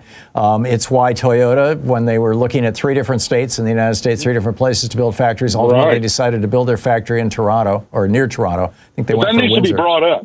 Yeah. That specifically needs to be brought up every time in the same breath. Yep, I'm with you, David. Well said. Thank you so much for adding that to the conversation. Cindy in Green Bay, Wisconsin. Hey, Cindy, thanks for listening to WISS. What's up? Hey, Tom. Well, I got a couple of quick things. First of all, AARP lost me when they put Trump supporting Sylvester Stallone on one of their recent covers. Oh, really? Okay. And second of all, I think it was your show that I heard this on, that Trump is leading like Bible studies or something every morning at the White House. Really? No, not Trump. Hegseth is doing that weekly at the Pentagon, I think. And Trump read part of a Bible into a prompter a couple of nights ago. Another one of his attempts to try to resurrect his bad choice of words, but to claim his association with Jesus. I don't think it's going to work. Okay, well, I was thinking if Trump was doing this, it was probably to gaslight his followers into forgiving and forgetting when the Epstein files finally come to light. I'm sure he would like that. He needs that. Yeah. So that's all I have. Okay, well, that was a good one, Cindy. Thank you. That was a worthwhile contribution to the program. Judy in Chicago. Hey, Judy, what's up? Hi. Yeah. Today, a lot of people are talking about Democrats. My suggestion is for everybody to call, and it doesn't have to be your own senator or representative, but call. If you see somebody on TV yelling and being very strong, call them and compliment them, give them support. That's a big deal, actually, Judy. I can tell you from knowing a lot of these politicians and from having lived in D.C. and just, the whole, I've kind of been in politics my whole life, that hearing positive feedback from people goes a long way. And because most politicians rarely get any positive feedback. Mostly all they get are complaints. Right. I mean, because I've called Schumer so many times. I'm like, oh, nice, strongly worded memo, But, but anyway. Yeah. Catch them doing something right is the old saying from Dale Carnegie. Yeah. Like Trump's always calling the liberals, we're the radicals, lunatics. And actually, they are the radicals, and we have to keep pointing that out. Just like that one lady said, oh, Trump did this. Remember one of your callers? Anything bad happened, Trump did. Thanks, Trump. Thanks, Trump. Yep. But they're the radicals. And Heather Cox Richardson was talking about this speech that Abraham Lincoln made. And it was like he called the party, the Democratic Party then, he called them the radicals, and he said, we are the conservatives. So it's almost like we, the Democrats, who want our Constitution back, we want our laws back. Yeah, and those are essentially conservative positions. using the old-fashioned Yeah. meaning of the word. I mean, the word has been so corrupted.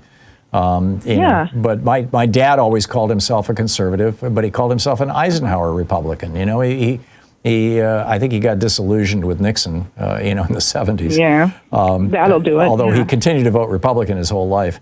You know, but he was like, conservative means you're in favor of change, you know, positive forward change, but you do it carefully. You do Slowly. it incrementally. Yeah. Yeah, exactly.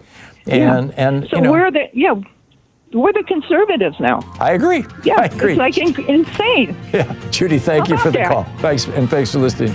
I appreciate it.